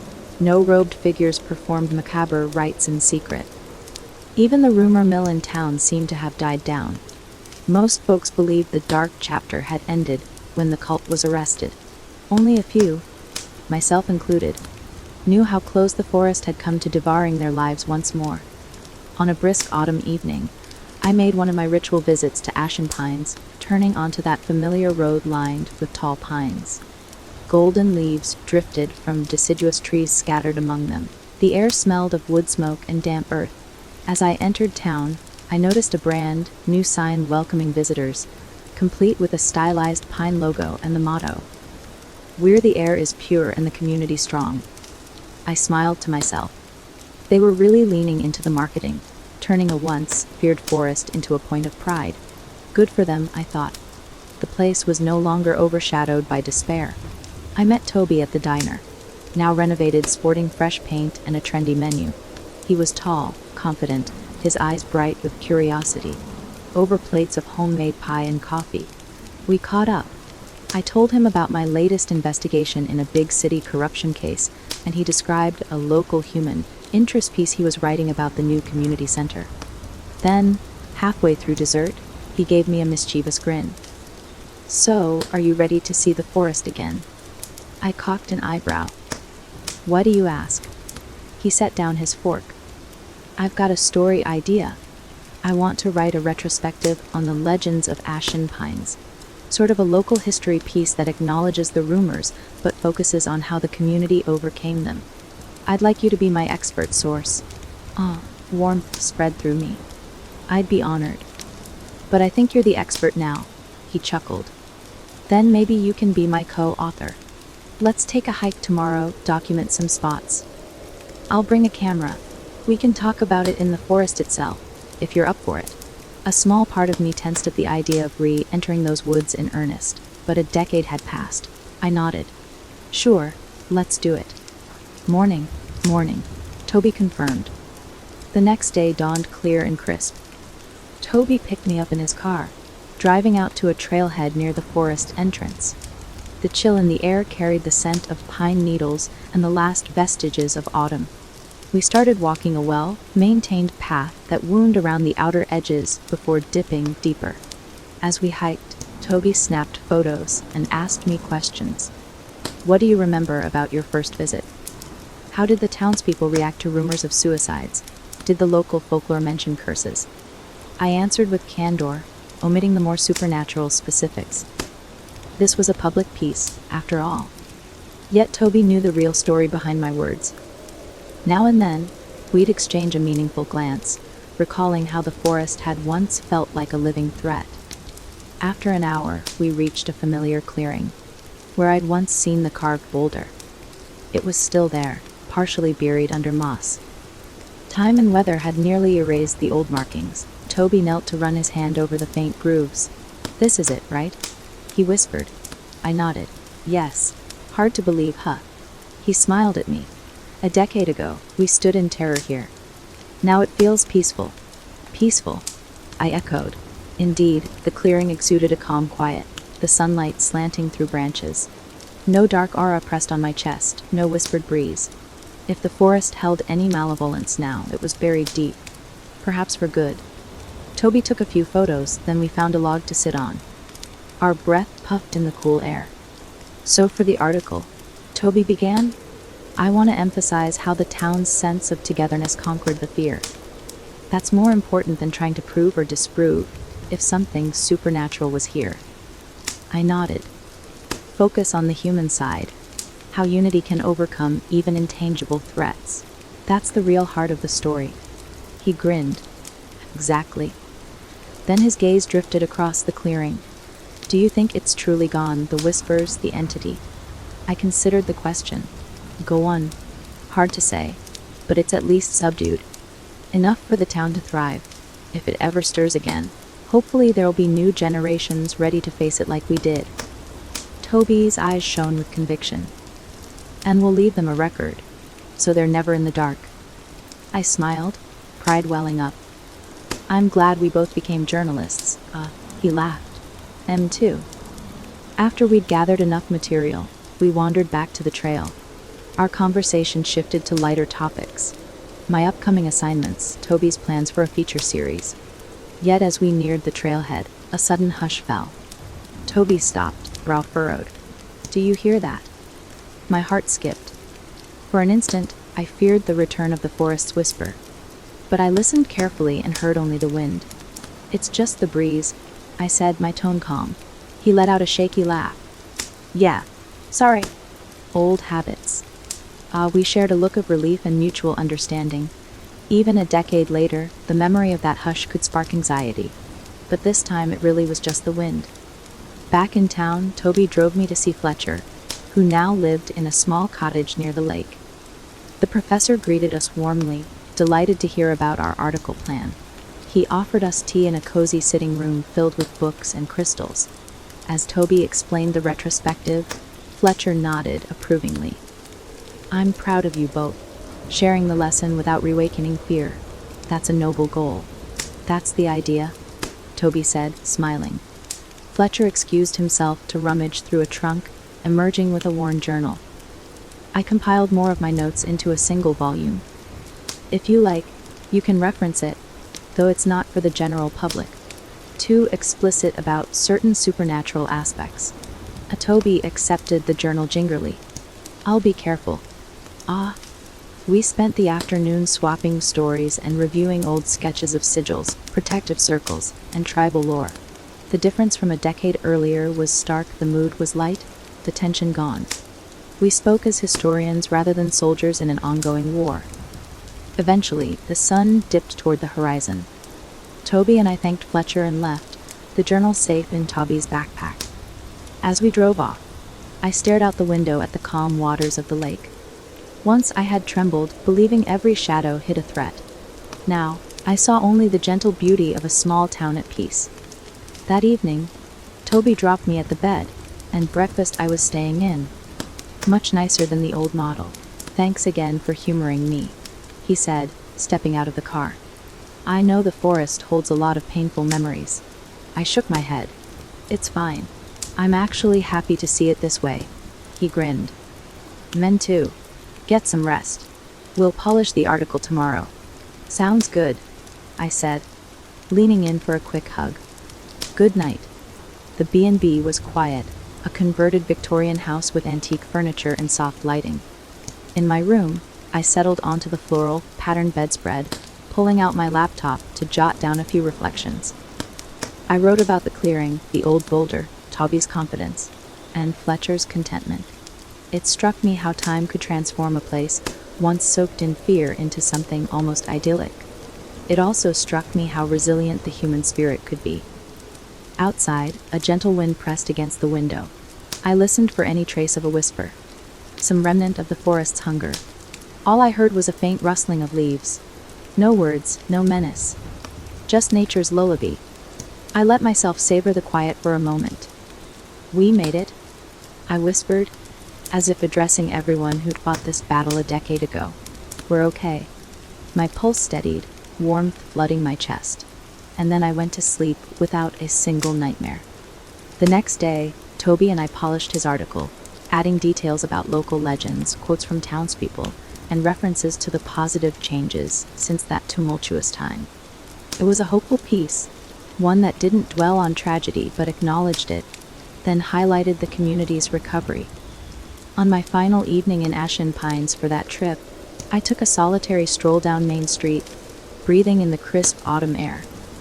Fairy lights twinkled in shop windows, and a soft music drifted from the diner. I bought a cup of hot cider from a street vendor, sipping the sweet warmth as I watched a few teens laughing and joking, heading home from a late study session. None of them wore fear on their faces. The forest was just a backdrop to them, not a malevolent force. That realization filled me with quiet joy. When I returned to my car, I took a last glance at the pines beyond the streetlights. Tall silhouettes stood against the night sky, unmoving, mysterious yet no longer threatening. 10 years ago, I might have flinched. Now, I felt only a gentle respect for their age and presence. Climbing into the driver's seat, I set my cider in the cup holder.